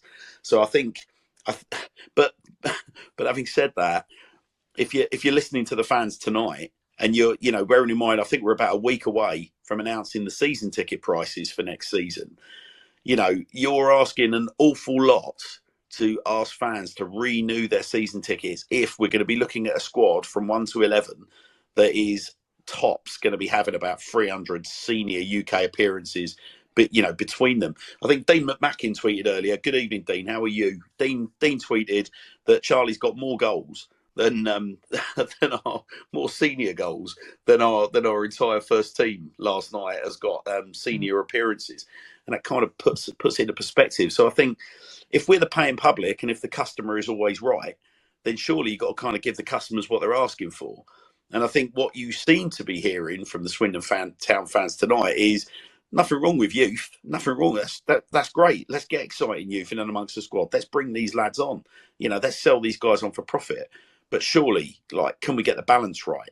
And can we have some experienced pros mixed in and not just view everybody as a potential financial liability, or Hammers, as a lost leader? Yeah, go on, buddy. I've got a question. We've been sort of had contradicting views thrown at us regarding promotion. A couple months back, Sandro come out and said the main sort of the main sort of goal is developing these young players and selling them on. And then there was a big uproar from the fan base, and then you had Clem and Rob, and then even Sandro coming out and said that promotion is the main priority. But you do sort of have to ask the question: is it really the main priority? I mean, if it's not, be open, be transparent, and say, look, we're trying to generate money within the business for the club. It's it's a marathon, not a sprint, or because essentially what I'm seeing is the way we're heading, we're not getting promotion. So if we're not aiming for that this season, be open and be transparent. Don't make false promises. Why is the goal to be a feeder club at the end of the day? From my personal perspective, some of the most successful clubs in football aren't massive business ventures for the owners. A lot of cases, teams are spending a lot more than they're bringing in because, speculate to accumulate. If you want success, you're going to have to put your hand in the pocket and take risks. We can't just sit here all the time. What is the point in us as fans going to watch Swindon week in, week out with no chance of any, cup runs or promotion pushes? All we're doing is watching players develop for us to then flog off and not even get the benefit out of them improving, apart from a few extra quid in the bank. Clem's come in as an owner with a fair few quid in his pocket, and like you say, he's just written off the debts. Okay, we might be trying to fill his back pocket again with, the profit we're going to make, but it's not enough. I would rather us dip our hands in our pockets as a club, buy some players, have them develop, but then keep them and keep pushing. Because what's stopping Swindon from being a club like Luton, who could just go back-to-back promotions and sit comfortable in the Championship? When you're in the Championship and you can stay there stably, okay, there's nothing wrong with bringing in youngsters. Nothing wrong with bringing in youngsters when you're in the Championship and selling them on for profit, because you're already there. You're an established club. If we're looking at things like upgrading the stadium, ticket prices are going up. The money's going in there. We're upgrading this. We're buying a stadium and we're upgrading it. And I don't think this little $100,000 here and there on a couple players is going to make too massive of a change to that. What's going to make it more is being in a higher league with a bigger stadium, higher attendance, more ticket revenue coming in. The further you go into cup runs, the more likely you are to get on telly. If you're pushing higher leagues, you're going to get spots on Sky Sports, because League One and League Two barely gets on telly, especially not us season anyway. We can't be trying to be a feeder in League Two. We need to be higher than that in order to start getting this thing to sort of like get some gas in the cooker and get it going. We're not in a position to do that right now. We need to be pushing for promotion, at least to League One. At the very, very, very we need to. Championship is where this football club belongs. And with the vision that this owner's got, we should be higher than where we are now before we even think about developing players. I'm not sure that they realise what a big club we could be. We're the second biggest club in this division, going by the attendances after Bradford. And let's face it, they give their tickets away virtually up there, don't they? You know, their season tickets about, what is it, a couple of £100 in it or something? Well, no, Nigel, you're of a similar. But they just don't get it, do they? They just don't get it. We've got a massive catchment area. We've got massive potential. You're getting 10,000 people showing up to watch this crap, game after game after game after game. And they're just throwing it all away. The season ticket is going to be about 3,000 next year, if that. I mean, they need to think about what they're doing. They really need to think about what they're doing quick. Well, Nigel, you're of a similar similar age to me. I would say we breathed a lot of the same air, and we've attended a lot of the similar games. And I mean, I always make the same point about it. You know, I look at Swindon as a catchment area, and I see a town that is basically a town that's a city. You know, we've got, you know, getting on for 300,000 people living inside Swindon. You've got, you know, a who's who of blue chip companies that are based in and around the town. And we are the only professional football club within an enormous radius, the number of which I always end up forgetting. But there is a huge appetite in and around Swindon. And the interesting thing is that when Clem first took over, I genuinely felt that Clem lit the touch paper. The problem that you've got at the moment is that it feels that there are people that are contributing to Clem lighting the touch paper whose model, quite frankly, hasn't sated the appetite of the humble punter that is you and I that want to come because no matter which way you cut it, you can have all the strategies in the world, but if you haven't got a winning football team on the pitch, people aren't going to come and watch it, are they? Like, I don't care how good you. We need to get up. We need to get up one division at the most. Definitely, if you could get to the Championship, then piss around with this model. Not do it down where we are now. You're wasting your time. Like you say, 300,000 people live in Swindon, and we're scraping 10,000 on a Saturday. You know, I sit there and the amount of friends of mine that I say, oh, you know, come with me to the game today. Oh, why would I want to go and watch that shit for? They would rather sit at home, annoyingly, and watch these Prem teams on the telly. They think football is a TV show, and that's not. You know, there's kids walking around in the county ground with like it's a tricky one, stuff like that, and it's like that shouldn't be the case. Good at the station at 9 in the morning on a Saturday that's packed up with fans all going up to London, isn't it? Yeah, there's nothing like it just feels like there's no pride in the fact that you're from Swindon. It's such a big place. And when I'm seeing these youngsters come in and they're wearing Barcelona shirts or Man United shirts, why? Adam, to your previous point. I'm the same as Hannah's. I've been going there for donkeys here. I started going with Macari really regularly when he came. And you just got on the roll, you steamrolled the teams, you went up one division, next season, same again, steamroller them up again. You know, 2 years we was up there. And then due to shit management, shit chairman, financial irregularities, the FA screwing us over, da-di-da-di-da. We're back where we started, aren't we? Well, you know, it's all part of the charm, though, Nigel. Nigel, it's all part of the charm. Ellis, go on, mate. You were going to jump in. Yeah, I was just going to sort of jump back to Adam's previous point about being a feeder club. It's sort of a tricky one because essentially every club in the football tier is a feeder club apart from the number one spot, apart from Man City. You know, a club offers 100 million for Haaland, they say no. You can't argue for it. But every club below is a feeder club. At the end of the day, if someone slaps a 2 million price on Johnny Williams, you're not going to say no, are you? But it's finding the balance, because you can't tear up Angus McDonald's contract in January and not have a replacement for him when you knew that you needed a new centre back in December. But like I said, it's finding the balance, because you might have a club for example, Hibs come in for Johnny Williams.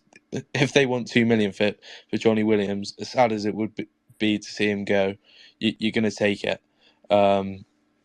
But yeah, I certainly wouldn't be tearing up the contract for Angus McDonald. Yeah, Swindon, it isn't 2 million. It's about 20 grand, and that's what we normally take, isn't it? We don't make any money on them. feeder club may have been, the wrong term to sort of make, but these teams that do make it and they do go up once or twice at the minute. You look at teams in League One, like when we last went to Wembley for playoffs against Preston, right? They haven't dipped out the Championship since, because they're up there now and they know that they can follow this model of keeping themselves funded. And, they might have that one season where they get the recruitment correct and they push. That's never out of the window. Look at Luton when they got to the playoffs for the Premiership. Within the space of 4 years, they went from what we are now to pushing for Premier League. It's possible and it can be done. It's just like Ellis said, and I'll agree with Ellis there. There's a way around doing it and you need to get it correct. And that sometimes doesn't happen often enough. And for Swindon especially, it just doesn't happen. Well, what other club would get to the playoff semi-final, and however months it is later, whenever we played whenever we played Port Vale, there's one player left, Ellis. What other club would do that? Yeah, it's unbelievable. Well, we're unbelievable. I think what's really interesting, some of the other clubs that you've mentioned, they've got wealthy backers, they've got people that have been behind the club for a significantly longer period of time than Clem, and I think Clem's probably going to be the first individual to sort of come out and hold his hands up and say, look, mistakes have been made. But I think it would be remiss of us to just assume that our Australian benefactor, investor, owner, call him what you will, is a guy that's going to come from the other side of the world and just know how British football works, like inside and out. I think the question's clearly got to be asked of the people that are supporting him, and the people that are ultimately running the business for him. It's still early on in Clem's tenure at the club, and I will admit that. He's been a stakeholder for a lot longer than he's been the owner. He's been around the club for quite a while, obviously with the shirt sponsor for Axis. And, he's bringing in the money as well with all these. Every other day, it seems like Swindon are announcing a new sponsorship deal or a new partner and stuff like that. And it's good for the club. And look, to use the patron St. Lee Powers quote, judge him after 5 years, not 5 minutes. And I feel like with Clem, it will improve over time. He's already showing signs of a good owner now. It's just, I'm hoping it's just a bit of titivating at the minute and trial and error. He's going to come to the end of the season. Personally, this season I would call a write-off already, because I don't feel like what we've got at the minute is going to challenge anyone in that top 7. Personally, at this point in time, we might get to, if we don't get anything out of this season, it's going to be a case of, all right, well, that didn't work. What can we try next? And Rob's not a stupid man. Clem's not a stupid man. Changes will be made. What I will say, Adam, is this: we're obviously comparing the last 2 owners. I think we've, our previous owner, his big focus was on making the club sort of sustainable, wash its own face. The big difference between him and the current owner, of course, is the current owner's come in and he's cleared best part of £7 million worth of debt, and he's worked in tandem with the trust and the Nigel Eady estate to such an extent. And I appreciate that was a conversation that Lee Power had started, but we've got it to a stage with Clem where we're a couple of weeks away from actually owning our stadium. So if we're talking about a guy that's going to sort of put his money where his mouth is, and that's clearing the club or making the club sustainable, I don't think you can have a better owner than someone that's willing to put his hand in his pocket to the extent of £7 million. We've had a couple more tweets, which is always nice to see some new faces engaging with the show. So Mike Davies has tweeted, good evening to you, Mike.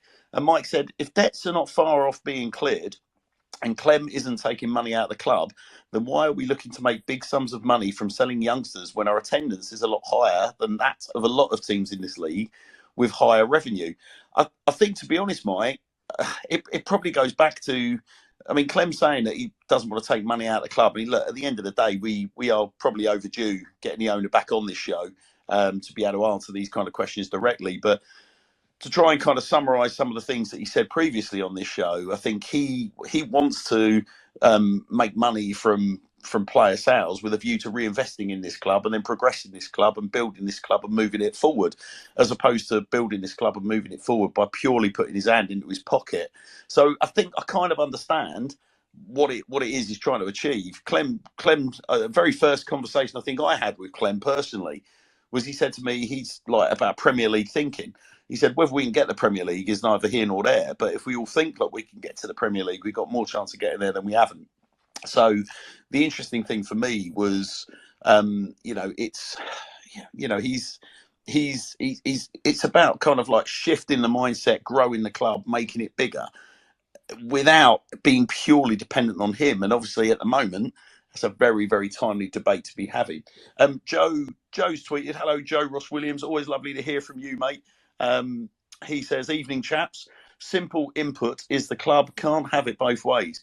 We can develop players and we can bring them with us. If we just want to showcase players, tickets should be priced accordingly. I worry that 5-figure attendances are taken for granted, a rare thing in League Two." Now, I'll tell you what's interesting there off the back of Joe, and I'll put this back to the panel. I wonder whether you guys think that the 5-figure attendances are taken for granted? And I say that off the back of being thoroughly underwhelmed at the attendance for Jody Morris's first home game at the weekend. I was very surprised that the attendance dropped under 10,000. How did you feel? Well, they will keep slipping. The attendances will keep dropping down if we're not getting results. It's simple as that. The game is run off results, and yeah, we probably do take it for granted. We've one of the highest attendances in the league, and probably on average up there with League One attendances as well. And like I said, it's just backed by the performances. My mind goes back to last season. Those last 5 games when we had to win 5 games in a row to get in the playoffs. The county ground was absolutely rocking, and that's what it needs to be like. The county ground needs to be a fortress. It needs to be a stadium where other teams don't want to come and play. Certainly, recently, I felt just the whole vibe has been quite different. I don't know how you felt. Considering how much the tickets cost, the numbers that we do bring in through that game are still insane for this level. I sat there and I moaned about the price of tickets. I went to watch Southampton play Newcastle in a semi-final the other week. It cost me £3 more than to watch us play a home game against like Grimsby. For the price that you're paying, you're expecting results, and I think fair play, pat on the back to all the guys that turn up on those days, because whenever I'm in Swindon, I make sure my Saturday is booked for that specifically, and pat on the back to the club. They can charge those tickets, and people are still turning up. So the fan base that we do have is loyal. I just feel like you could get a lot more through the door and probably turn a better profit, especially if those ticket prices come down a little bit. Would you like a Bradford fans input, guys? I'll give you a Bradford fans input. So they just said, "We love hearing Swindon fans having a dig about Bradford's prices like they're cheap. They work out at £8.70 a game. I challenge any Swindon fan to tell me your games are worth more than £8.70 this season, because there isn't a club at this level that is offering football worthy of £400 a season," with tongue firmly in cheek. But nonetheless, it's a very, very good point. The Doncaster game, I had an under-21s ticket because I'm 21, so I still try to sort of, go by that bit. And I sat there after 80 minutes and I thought, £12 I've been robbed. If I bought an adult ticket, I would feel doubly robbed. It was, wow.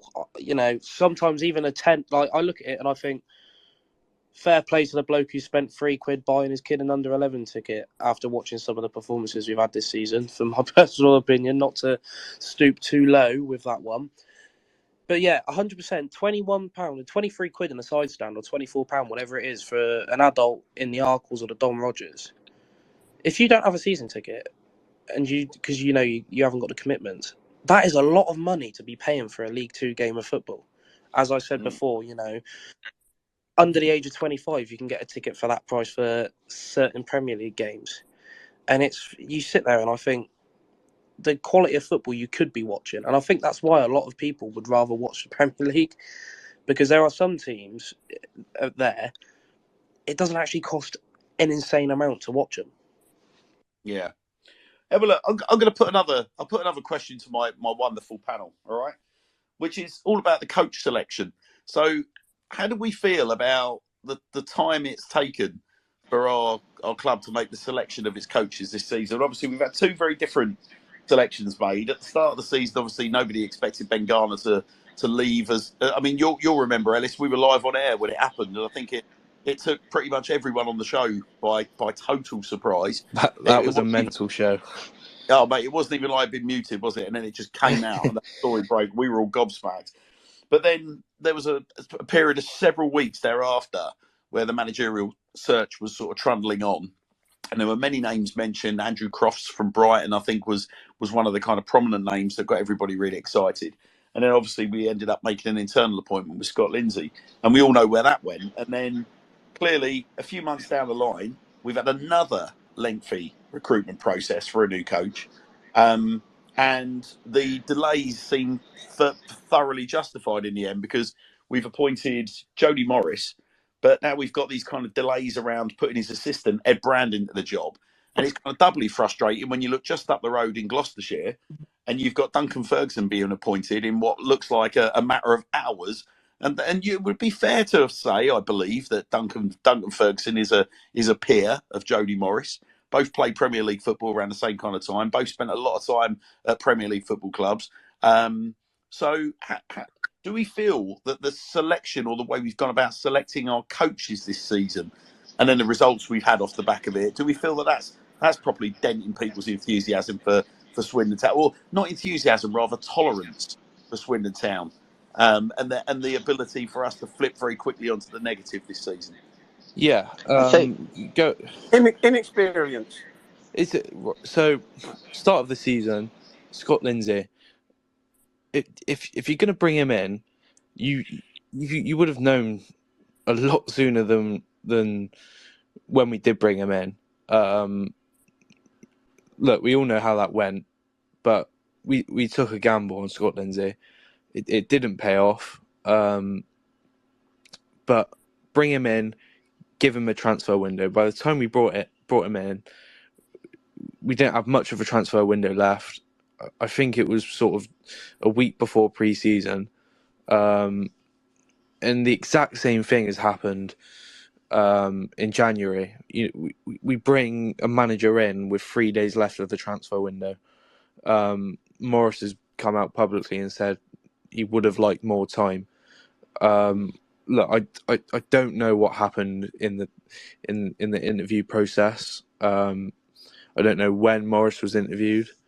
But could he have been brought in earlier? Probably.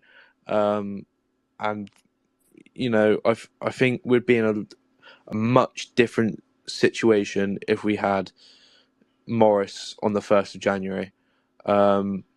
Personally, I think a coach like Morris, with his background, he's going to have a lot of contacts. He's going to have a lot of players he will want to work with. Give him the reins a little bit. Let him pick some of the players that he wants. Ellis, interestingly, Dave's just tweeted, right, rather provocatively. So Dave 8114 has tweeted, do you think Morris was appointed so late as he could not have any involvement in transfers? A little bit devious saying things like that, but interestingly, if you think about our current structure, how many times have we heard that supposedly the appointment of a head coach isn't kind of going to hamper the signing of players? Because the whole idea is that the the recruitment team bring the players in, and then they're basically the head coach's job is to get a tune out of the players that have been brought in by recruitment. However, interestingly, Scott Lindsay was very keen to come out and stress that no player comes into the football club without his kind of say so, that he's got the final word on transfers. So if he's got the final approval, on players coming into the football club, then surely there should be you would hope that Jody Morris is having some kind of input on what players and the kind of player that we're targeting maybe, and So then we the issue, should. of course, going back to the original point, the issue is, of course, how long did it take to appoint Morris? And then we've basically wasted pretty much a whole window. So it's Morris, a bit chicken Exactly. and egg, isn't it? sorry, Morris is gonna come in with a set style of play. Look, Lindsay's come in and he knew how he wanted the team to play. Morris has come in and he's done the same. He knows what he wants, and you can't, as a manager, how are you supposed to get your style of play out of players that are going to be signed for you with no input from yourself? That George McEachran signing, I feel, was a Jody Morris signing. He's come from Chelsea. He knows that kid probably in and out. He's seen him on a daily. He knows what that kid's about, and he knows, all right, that's the type of player I want in my team. Even though he's a youngster, that's the type of player that he wants. Jody is going to be a good manager, and you could already see from even his first game, even with like Newport, even though we lost that game, the changes he was making and the timings he was doing it, and the way that the shape would change, based off of the players that he was bringing on. That just seems to be something that we missed when we had Lindsay. Now, whether this season goes fantastic till the end of the season, or it goes abysmally, or it just teeters off, whatever happens this season, I think we should not jump on the manager straight away. We need to give him that summer and let him kickstart next season with his input on how he wants the squad to be. And that's the only way that things are going to sort of like start going in that upward trajectory. He will have the players that he wants, and then he'll start playing them how he wants, and they will then start gelling. I think we're too quick at the minute to jump on the manager's back when we know that the players are the consistent issue here. There's a conduit of errors, and if we're going to sit here and we're going to moan about the youth, we can't then start asking for the manager's head at the first sign of issues. All I'm right, not happy with the three games, 3 losses, 0 points out of 9 since Morris has come in. Okay, that's not great, but like Ellis was saying, and I agree with him 100%. He hasn't had that time at the club to bring in the players that he wants, and he sees them behind closed doors. We only see them on a match day. He sees them, day in day out. He sees them in training. He knows what these guys are doing and how they're ticking, and he needs to find that balance himself and the players that he wants to join that to make it, a solid unit. And I think that's only going to come with time, and we need to give him time. well, look, while we're on recruitment, my dear panel, I thought we'll have a little bit of fun with this. So, just literally, all of you that have spoken tonight, I'm going to come round one at a time, and I just want a one-word answer, a yes or a no. Year on year, do you think we've got a stronger squad? I'll start with you, Louis. Yes or no? Do we have a stronger squad? What, than last year? Yep. No, completely What about not. you, Not Max? at all. No way near. Ellis? No. No. What about you, Adam? No. But with No. development, they will be good players. But no, at this present moment in time, what we've got, no. And what about you, Nigel? Yes or no? Definitely no. Under 21 team we got, no we? So, well, look, is an interesting bit. I did a little bit of analysis on this earlier, right? So, looking at our goalkeeping department, last year we had 4 goalkeepers on the books, believe it or not, 5 if you include Mildy. So we had Jojo Woolacott, Lewis Ward, Manny Idem, Jack Copeland. Right, this season we've got Solbrin, Connor Brown, Jack Copeland, and potentially Mildy as a real fullback option. There's a big debate. If we go our one-on-one, there's a big debate as to whether or not we think Solbrin is a better goalkeeper than Jojo Woolacott, and vice versa. I would say if you put Solbrin in that Swindon Town side last season, I would have been very happy, even if that was at the expense of Jojo Woolacott. But then it starts getting really interesting when you move into defence, right? So if you look at the right side of our defence, Last season we had Manny Egbo. This year we've got Romeo Hutton. You could argue much of a muchness there. Last season we had Joe Tomlinson on loan. This season's Joe Tomlinson. We're yet to kind of understand whether or not we've got some of the quality of Joe pre his injury last year. Here's an interesting combination for you. Dion Conroy of last season versus Angus MacDonald of this season. Who I don't know. I'm just going to ask one of you to pitch in. Let's have you, Max, because we haven't had you on much tonight. How do you feel? Like if we compared the skipper of last year, Dion Conroy, to the skipper of this year, all appreciate he's just left. Do you think we got a better deal out of Dion versus Angus? I think in terms of, I think Dion genuinely cared about playing for the club. I didn't always get that impression from Angus MacDonald. Forget their qualities as a player. I think Dion, the fact that he was a consistent from previous years at the club, knew the club and the fans inside out, and he did. And for once, he had like a pretty injury-free season. He genuinely seemed to care. I think he had his best season for us last year, and I think he really took on the captain's armband well.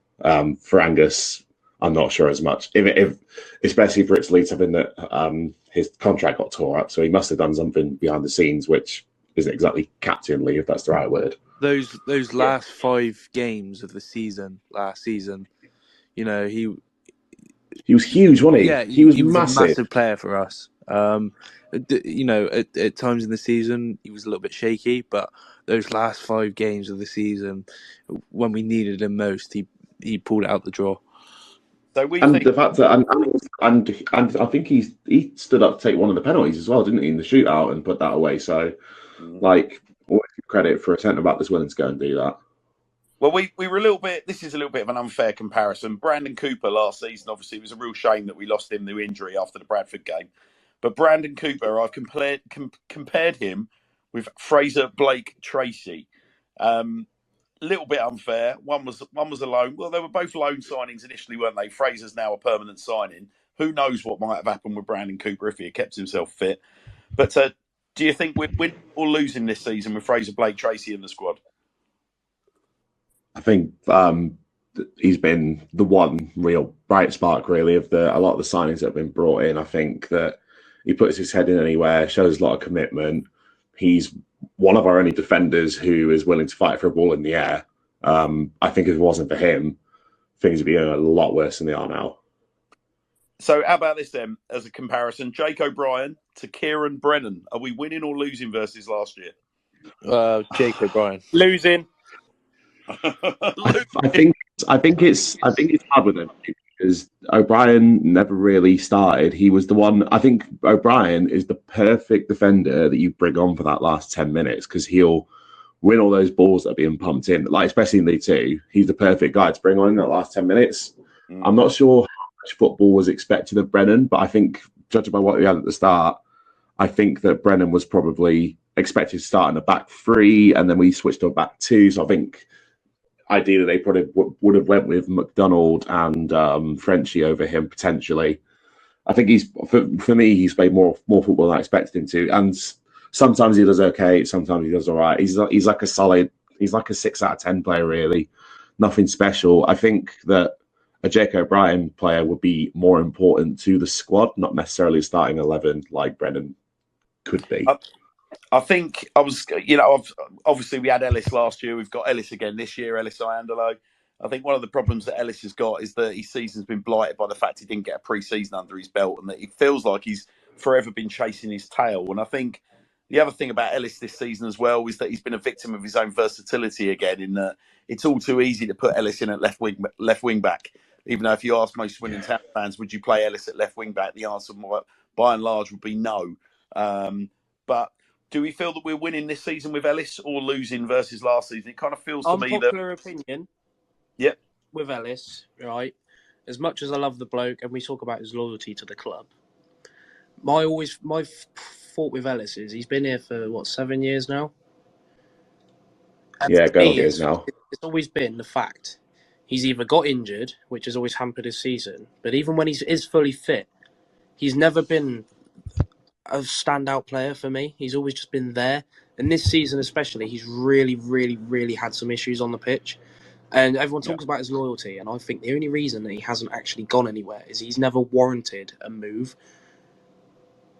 In my personal opinion, I struggle, especially this season, to find many positives with Ellis. You know, he's a hard worker and he loves the club, and he's got a lot of passion for the club.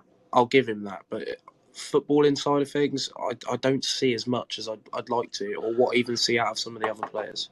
It's one of them. I'll defend Ellis to the moon, but this season I think that I think last season he was passable at left wing back or left back wherever he played ish. I think this season he has played terribly there, and I think you can tell that his confidence is rock bottom at the minute.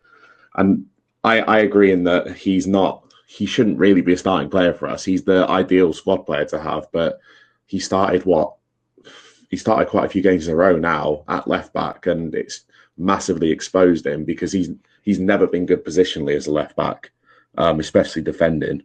And I think it's really hurt. I think that's probably what's hurt his confidence. And even if you do switch him back into midfield going forward, he does look a bit of a shadow of the player he was last season. But why do you think getting played there though? Why is he still getting played there then? Because we were saying this today. Where's Reece Devine? Because he's not even had a bench appearance. I know he had an injury in pre-season, but has there been any communication from the club? Is he still injured, or is he just on the fringes, or is he in a bomb squad? What? Like, that seems to have all gone quiet. But surely, Jody coming in, if he's not injured, he would have at least given him a place in the squad. So something's going on with Devine.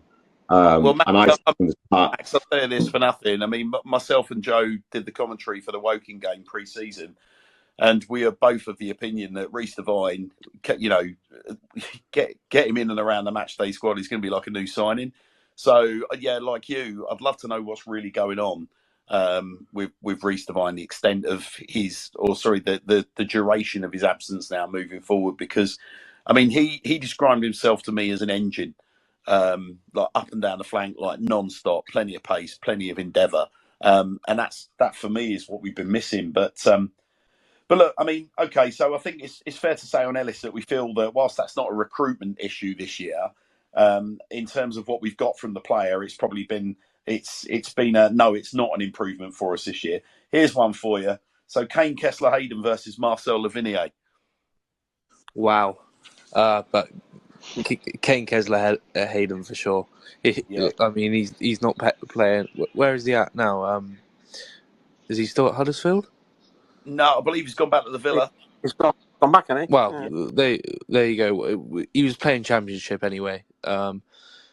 Lavinier is a top player, and I think he will go on to play in higher leagues. But yeah, I think from the performances in this side, you know, even when he got recalled last season after the City game, we really saw it in our results and how we were playing that it affected us. All right, so he's going to be a top player, though, isn't he? Like, he's going to be.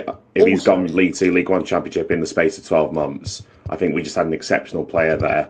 I think Lavinier potentially has that sort of springboard in him, but I think he's been hampered a bit by injuries this season, sadly. On the topic of Kane, can we sort of like make a push to liquidate MK Dons? Because the amount of players that got recalled from us and ended up doing another loan move at MK, you know, like Barry and Kane. It's an absolute pain in the backside how, you know, teams like that are managing to snipe these players off us. I know they're in League One, but come on, there's got to be more drive to want to play for Swindon than a team like Milton Keynes. It's another reason why we've got to get up further up the leagues, mate, at the end of the day. You know, then we haven't got the problem of, you know, good quality players being pulled halfway through the season to then get a season in the next division up because they've kind of proved themselves at League 2 level. But look, I think I think we're all in agreement, really. Kane Kessler-Hayden would be seen as an upgrade on Marcel. A little bit unfortunate for Marcel because obviously he's come into the side, did really well, but then picked up an injury not long after coming into the side. And then he's broken back into the team, but he's been playing on the left-hand side. Kane Kessler-Hayden managed to get himself into the side, get himself settled, and became a key player prior to being recalled. I've included a bit like Ellis here. It's a little bit unfair, but we've got Harrison Minturn. Obviously, Harrison made his league debut only a couple of weeks ago. fair to say the Harrison of this season, therefore, versus the Harrison of last season, is proving to be a little bit more of a success story because he's got a league debut under his belt. But rather provocatively, the next player I've gone is Akin Odimayo versus Tom Clayton. Do we feel that we're better off with Clayton than Akin Odimayo? Maybe in the long run, yeah. Yeah, it's a tricky one. I think AK last season had a good run of games. He probably didn't start as many games as he wanted to. I thought he was a really solid player. Obviously, Clayton's past couple games have been a little bit shaky, but that's because he's been off sort of 3 months. But there's been certain games where I've seen real class from Clayton, and considering his age, and this is his first season in the EFL, I'm taking Clayton. Clayton will be a top player, and when he first come in, and every game he started a couple, and I thought, you know what, this bloke looks absolutely solid. Like he was always first to the ball in defence. He just no nonsense. He would clear it, but it wouldn't just be skying it into the arcles. It would be clearances that sort of got us on the front foot. And then he started getting benched for no apparent reason, and I was sat there thinking, you know what, like, above the other centre backs, when we talk about centre backs as well, I think we keep overlooking the fact that Kean Harries is sat there, stealing a wage off us personally. He was even getting game time at the start of the season over Clayton, and I was thinking, why? You've got a young lad who's hungry, who's just come down from Liverpool on a 2-year deal, wants to get going in the EFL, and we're using a player that was a reservist at Bristol Rovers over him. And it was really starting to grind my gears at the start of the season. And I'm hoping, now that he's come back from injury, Clayton can push on and actually start becoming quite a regular at the back for what we've got anyway for the rest of this season. I think Clayton's got the potential to be absolutely huge for this football club. And I think Clayton, the big difference for me, Clayton versus Akin Odimayo, is that Clayton appears to be a little bit more of a leader, a little bit more of an organiser, a little bit more like captain material. Whereas Akin, for me, never really gave the impression that he was like an organiser. I don't ever recall Akin kind of balling out his teammates. But all right then. So if we're going to say that we think that we're winning this season in terms of recruitment, Clayton versus Akin Odimayo.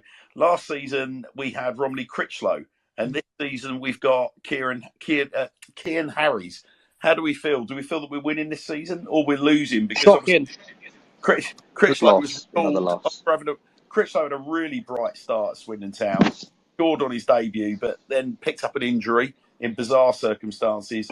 Never really got back in the side and found himself recalled. Kean Harries is one of these players where he kind of fell foul of the Boo Boys quite quickly at Swindon Town.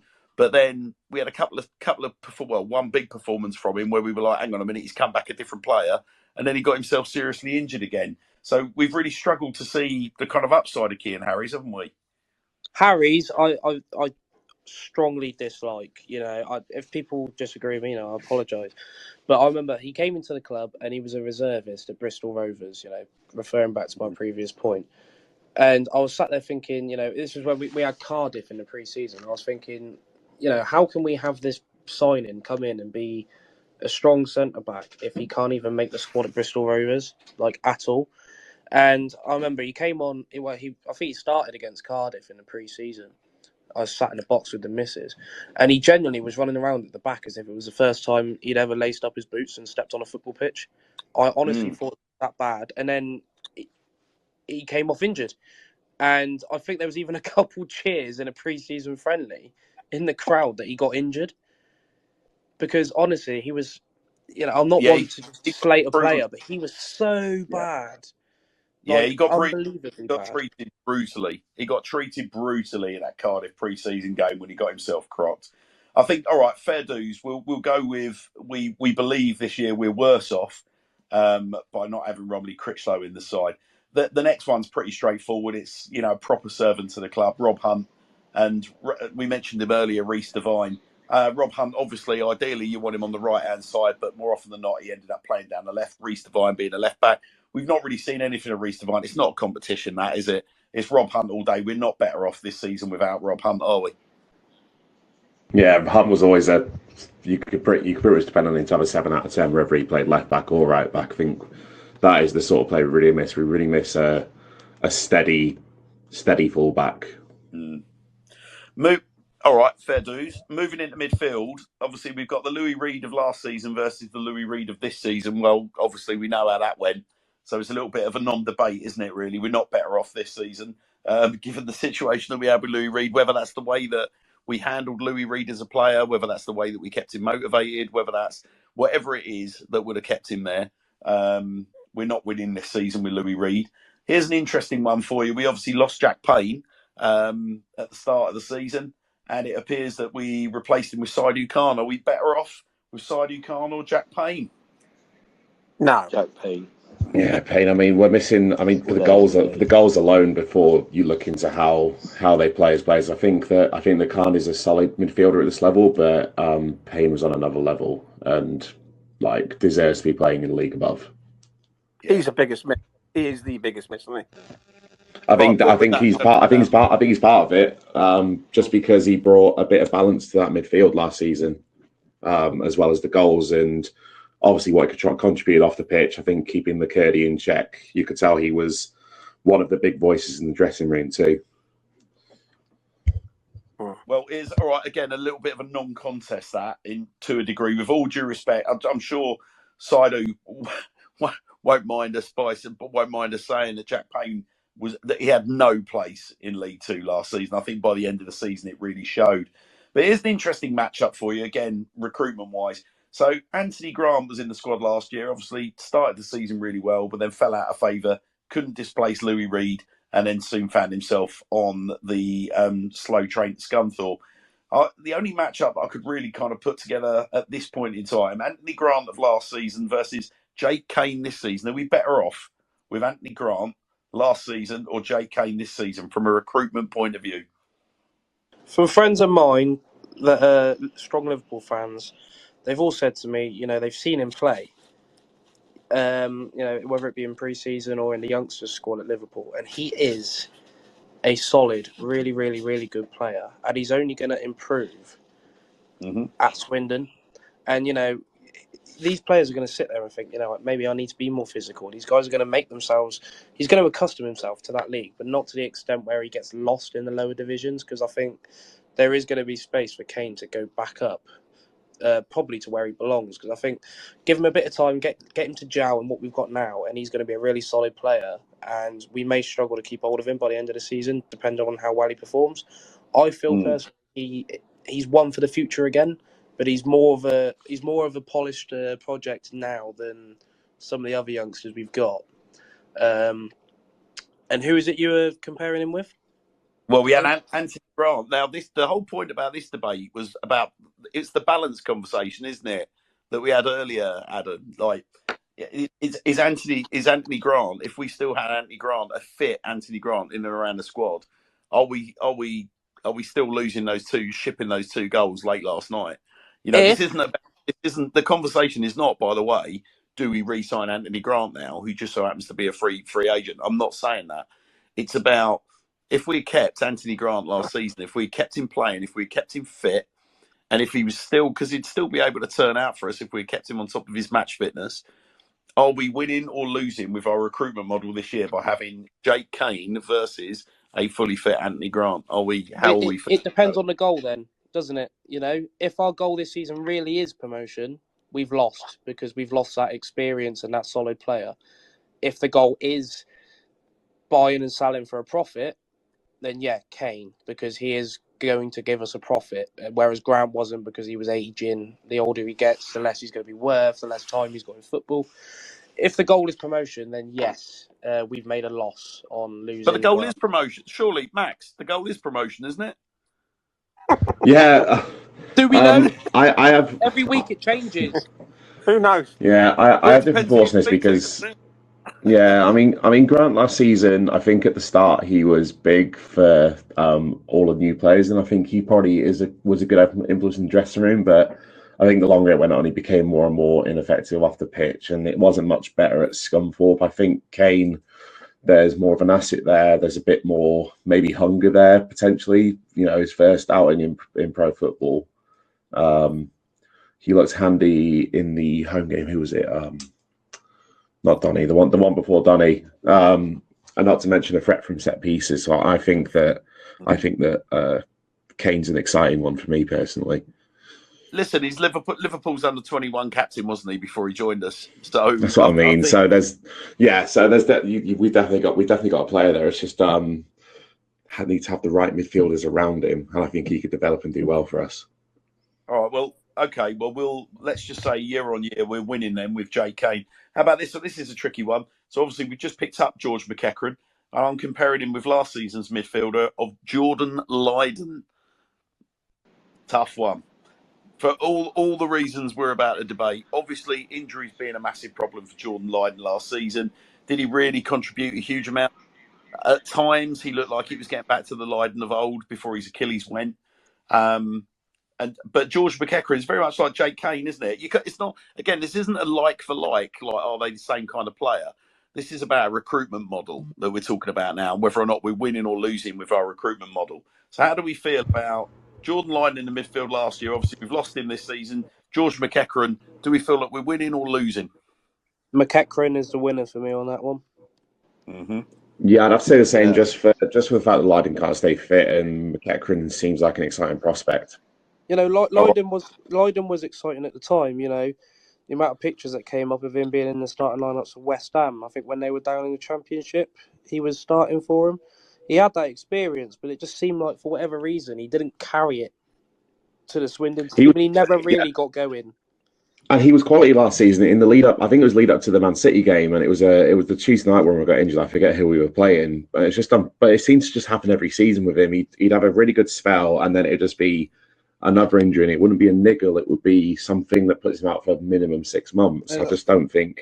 The word for that there then is consistency, which Swindon have been lacking for many, many, many, many years. Yeah, exactly, mate. 100% agree.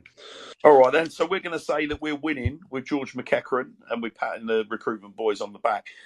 Ryan East of last season versus Ronan Darcy of this season. Are we winning or are we losing?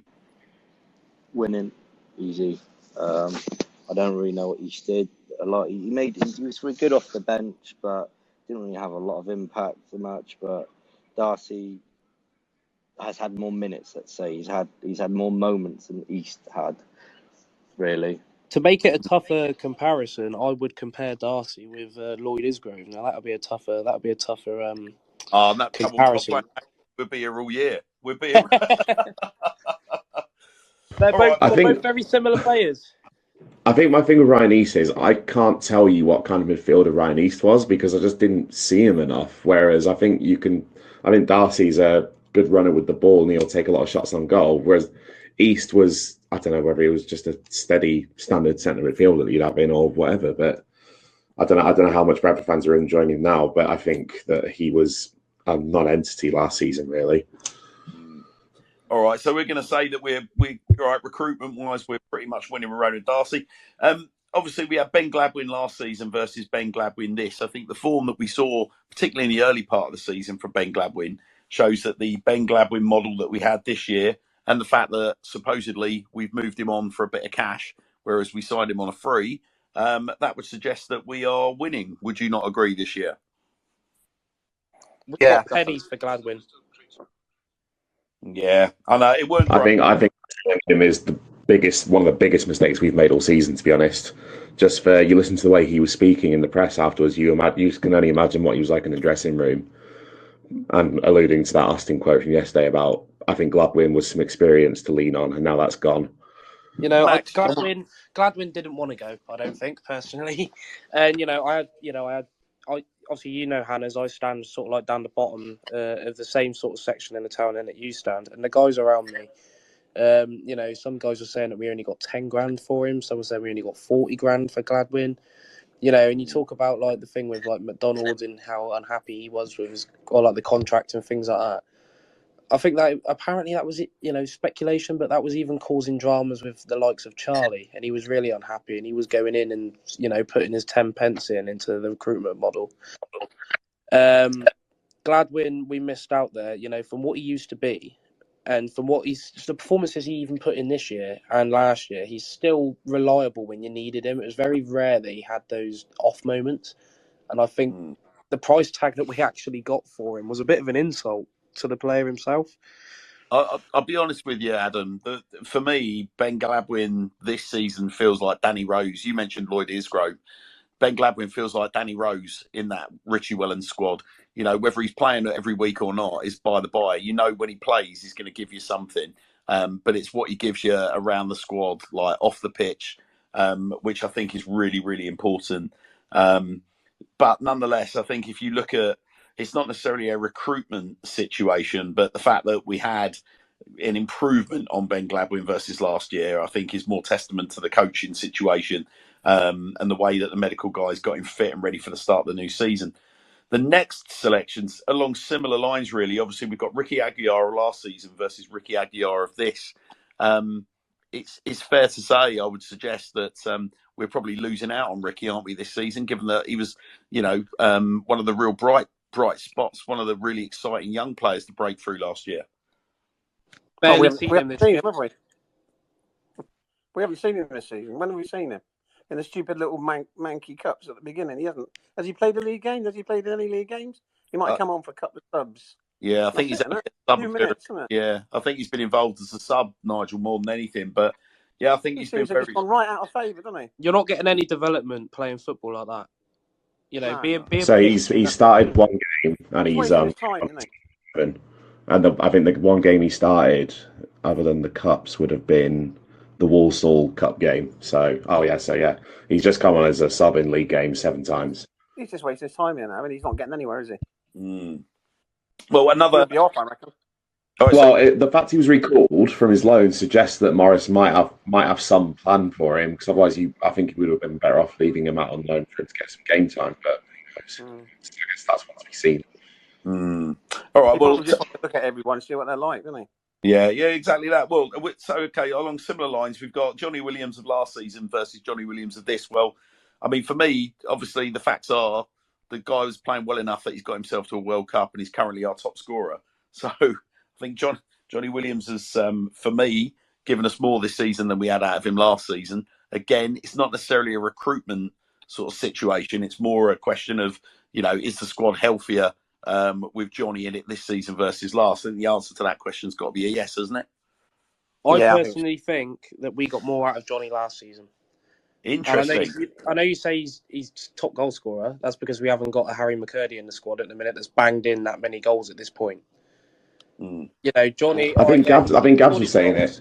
He scored his goals. I'm happy with that. I know he went to the World Cup. Annoyingly, he didn't play. He basically just went there to warm the bench, and in that Wales squad, probably knowing that they were on their way out, should have probably given him a go anyway. I think personally, Johnny, we got more out of Johnny last year because of the players he had around him as well. Johnny was putting balls in areas, and he knew that those players were going to be on the end of him. Him and McCurdy last season linked up so well. Him and McCurdy's the perfect example of that from last season. I think Gabs was mentioning it to us. I don't know if it was last week, but there's definitely been a little bit of a drop off from Johnny since he's come back from the World Cup. But I'd like to think that he's got enough about him to turn it around this season. If him and Chaz are link up, that could be absolutely dangerous in this league. That could be 100% disgusting. It's just it needs to happen sooner rather than later. Next player. So I'm more than happy to go with that. If you think that we've had a drop off from Johnny this season versus last, we've got an extra couple of heads in the midfield that we didn't necessarily have last year, only from a point of view that he's been a bit closer to the first team. So I won't spend too much time talking about them. But Anton Dworzak and Dylan Kadji, obviously Dylan's only just joined the side, so it's kind of hard to make any kind of comparisons. But one player that we can do a little bit of year on year. I personally have been a little bit disappointed with the progress Mo Darbre's made year on year. I was hoping that he shows so much potential. Darbre, I look at him every time he comes on. He makes such a difference, and he's such a fast little fucker. And it's like he really just gets in your He's so face. quick. And he's like Wakelin plus 10 pace. Do you know what I mean? The bloke he's just a workhorse, and he runs and runs and runs. And if you are a big opposing player, and you've got this little whippet sprinting at you for the 20 minutes he's on the pitch, he's making you think on your feet, and he's forcing errors. And I would love to see him get a few more minutes, but we keep banging these sorts of players out on little 1 month loans and things like that, which I think personally are pointless. Because by the time they gel with that team, they're on the train back to Swindon. So it's like, what was the point to begin with? He went on loan to Worthing, I think it was. He came on. He scored 2 in 2 minutes on his debut, I think, which just shows how good he is at that level. I think he should have gone to a National League club, really. But if you're going to loan a player out like that, to get the most out of Darbury, he needs to do it a minimum 6 month loan. He's got to do what Twine did. He needs to go do what Twine did and have half a season out somewhere. Yeah, he's gone back to Worthing. Look at Parsons at the minute, season. or Morgan. We send them out for a month at a time. What is the point, personally? Because by the time you've got used to who you're playing around, you've played 5-6 games with them if they play on Saturdays and Tuesdays, and then they're back to Swindon, and then they've got to readjust. Yeah, and they're never going to get anywhere. If you're not going to take the cup competition seriously, then those boys are going to have their first team opportunities limited, aren't they? And they've got to go somewhere. Give them a loan. Give them a proper loan, not a poncy little. I agree. But we quite happy year on year. We all fairly disappointed that Darbury's sort of opportunities this year, his benefit to the squad has been a step back as opposed to a step forward. It's been more the opportunities he's been given as opposed to his performances. Yeah, his performances are decent, but it's always in the Papa John's Trophy. Never any really important matches. Really, that's the problem for him. If we get later in the season and we basically can't go in the playoffs and we're fiddling around mid-table somewhere, I wonder if they actually want to play some of these kids and give them an actual game or two. Yeah, give them a big opportunity. Come in there. We've got a bunch of dead runners ready for next season, maybe. Well, look, things really start spicing up now when we move into the forward. So we just did the tail end of the midfield. Jaden Mitchell-Lawson last season, Morgan Roberts this season. How do we feel? How's recruitment? How do we feel that recruitment is year on year? Same, isn't it? It's much of a muchness, isn't it? Yeah, it's not the same for the amount of minutes they both got, and I think Mitchell-Lawson was a little bit disappointing for me last season. I think I was expecting more out of him. I'm not fully sure what I was expecting out of Morgan Roberts just because the level he was coming from. I was expecting him to get a long loan out. So I think it's still to be seen. Yeah, it's sort of a like for like, pretty much. Yeah. All right. Albeit Morgan Roberts is a bit younger. Here's the next one. On current form, I know what the answer is going to go with this, but you got Harry McCurdy or Jake Wakelin. I miss that man so much. Wakelin started very promising. When he got off the mark and started banging in the goals, I thought, you know what, we've got rid of McCurdy and we've replaced him with McCurdy 2.0, and I thought he was really going to shine. A lot of people are finding it very easy to jump on Jake's back at the minute, and I'm seeing it quite a lot. And I'm hearing the shouts in the town end, and I'm thinking, you know what, he's had a bit of a dip, but the bloke still runs his arse off every time. He's a tryer. He's burnt out. That's the problem. He is burnt out. He needed a little break. He needs a little break. 1-2 games. But what we need to do as well is, the last few games I've seen it, when we had Charlie Austin, Wakelin and Jeffcott all on the pitch at the same time, I don't think that works personally. I think you need to have Charlie linking up with one of those two as a front two, and I think that's when they're really going to start shining. Because if the Grimsby home Charlie game, ain't got the angle, Wakelin will get on the end of it, and vice versa. Yeah, even the Grimsby home game where it was him, Charlie, and it was Hepburn Murphy as a front three. I quite liked that. But Hepburn's got the pace over Jeffcott, I think. Just to put to put Louis' point about burnout into perspective. So Wakelin's 29 odd, so probably pushing 30 odd appearances already this season. Last season, like I said, he was on loan at Barrow, and I think he managed 4. He's playing up against absolute brute League Two defenders. What I would say is that whilst there were a couple of opportunities last night, you would have hoped that he would have buried at least one of them. Look at the way that he engineered both of those chances last season, and then ask yourself who else in the Swindon Town squad, and indeed I would go back to last season, what strikers have we got in the squad last year? Maybe with the exception of Tyree Simpson, could have done something similar.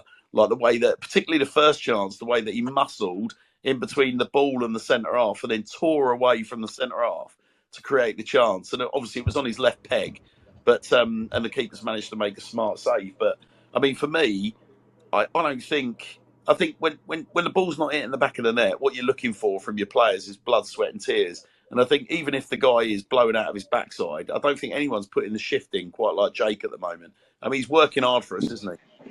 100%. Yeah, no, 100%. I think he just needs a little bit. I think once he gets a little bit more composed in front of goal, I think he will start getting the goals again. Because, like you say, he's constantly getting himself into the right positions. He was doing it at Grimsby at home. He did it. He had one really good chance last night. I think if he gets a goal, maybe we'll see a bit more from him just to get the monkey off his back. So I'm looking at his stats now, and he hasn't scored since the Tranmere game back in November. And even before that, he had a drought of about a month. It was Doncaster away he last scored. So I think he just needs a goal. He needs one to go in off his arse or something. So we think year on year then. We think that we don't believe that we're winning at the moment with Jake. We think that Harry's got the edge. Here's a tricky one for you then. Are we winning year on year in recruitment? Tyree Simpson versus Charlie Austin. We're winning with Charlie when we go back to our point of having experience and that debut game with Chaz. And I could just see it, the way he was peeling round and taking different runs, each attack. And he was even drawing, you could see him signalling to Johnny to draw him in, to just to make the defenders think a bit and to start, dragging them away from certain runs so they can make that space. That's Premier League experience, that is, to do that sort of thing. Simpson, again, he was a work in progress. And unfortunately, the poor kid has pretty much rotted away since he left us. And I know he's got that move to Huddersfield now, and I hope things improve. But if we kept hold of him with McCurdy that whole season, I think we could have ended up a little bit higher than where we finished. Oh, we go up. We go up in the autos, mate. No mistake about it. But, I mean, again, that's another conversation, isn't it? About if we were in a position maybe to have invested some money in Tyree Simpson, maybe we could have got him. Who knows? Who knows? But Charlie versus Tyrese, and I think the other thing about Charlie, of course, is what Charlie gives you, which Tyrese can't, which is leadership, which is the way he can galvanise the crowd. Charlie gives you so many upsides, but obviously he's been here a fraction of the amount of time at the moment that Tyrese has been here, if you consider it in his second spell in isolation. How about the next one? Josh Davison versus Luke Jeffcott. Again, year on year, from a recruitment point of view, are we winning or are we losing? For me, I go with Davison. Previous stats. Yeah, we are losing. We are actually losing. Previous stats in this, at the start of the season, was we need a proven striker. Everyone was saying, Jeffcott's a proven striker, and this was before the deal got announced. And I thought, okay, and as opposed to Davison, Jeffcott looked better on paper. It just hasn't quite clicked. Yeah, I think, Jeffcott's got loads more senior appearances in the Football League than Josh Davison. I mean, Josh Davison, I think if he had been with us a full season, would have been a 20-goal a season plus striker. Even though he had his detractors, that would have been a hell of a return. And I still think there's a chance that he's going to finish the season with that sort of goal haul for Wimbledon this year. So I'm inclined to agree as well. I think if you gave me the choice of the two of them based on what I've seen so far, I'm going to be going with Josh Davison. It's all down to how they click, and it's quite frustrating because Davison's clicked and he's playing well in League One, but he wasn't that bright spark in League Two. I'll take you back a few seasons even more to Elijah Adebayo, who looked like Bambi on ice whenever he was up front for us in League Two, and then he goes and smashes it in the Championship with Luton. Yeah, it's all about the players you've got around you as well. Well, and another player that's doing really well on his latest loan spell, Harry Parsons year on year. We're clearly not benefiting from Harry at all this year, are we? Where there was a little bit of upside last season. He is improving, but once again, he needs to be given chances, proper chances, not just 10 minutes at the end of a match when, 9 times out of 10 when he's come on, we've basically won the match. And, the rest of the squad, the midfield takes his foot off the gas slightly because, the game's almost basically finished. And he's not getting the same sort of chances that he would have been getting if he started. But it's difficult with strikers because at the end of the day, when you've got Charlie Austin and Wakelin on the pitch and you've got Parsons on the bench alongside Jeffcott on the bench, for example, if you're going to bring on another striker, who are you picking out of those two? Would you be more inclined? You would pick Jeffcott, and it's quite difficult because we've got quite a few options. All right, well, this one's a little bit more dynamic a choice. We've got Barry from last season. So we've got Louis Barry from last season versus Tyree Shade. Louis Barry. Tyree is another one where I've had games this season where I've sat there and he's come on and I've gone, wow, is that the answer to our prayers? Sometimes he pops up and he has a good game and he can cause some trouble down the sides. I just feel like if he spent a bit more time in the middle of the pitch, he might start getting some goals. I actually think Tyrese has started to come good prior to picking up this little niggle. I actually thought he was coming off the bench and he was really starting to influence games. And I think he's playing him down the centre, seeing a little bit more of the ball, or whether it was just the conversation like against I think it was against Gillingham where they were going like it was just they went on that incredibly mazy run where he just sort of like tore down the wing and then cut across the centre of the park and just to let everyone in his wake. And it led to us scoring. I just thought it was absolutely tremendous. I think there's a hell of a player in there. I think a lot of it is Tyrese just needs a position. He needs a manager to put an arm around his shoulder and just invest in him. And I don't think he's had that yet. Here's the thing now, though, with that signing of Charlie, it's going to be very difficult to justify having someone else playing that central role at the minute. And I think the versatility is going to come down to the wide players that are going to play around Charlie. I think Charlie's pretty much, for the majority of the rest of this season, unless anything happens to him, he's pretty much already cemented himself as that centre striker for us, in my opinion. All right, listen, at the end of the day, Louis Barry's undoubted class. I still don't think we saw the best of him, but we saw glimpses of genius from the kid. And I think, and he's gonna score against us on Saturday. Oh yeah, he will. So I think we're saying that we're not winning with not having Louis Barry in the squad again. Just to be clear, this is an exercise in looking at our recruitment, how our squad's made up, whether we think we've been winning or losing in recruitment. The final player that we've really done any kind of comparison with is Alex Gilbert, who flattered to deceive, and Tommy Adeloye, who's kind of flattered to deceive when he's had opportunities as well. Do we feel we're winning or we're losing with either of those two? This is a marginal selection, I think. God knows. Yeah, Adeloye's got a goal, I suppose.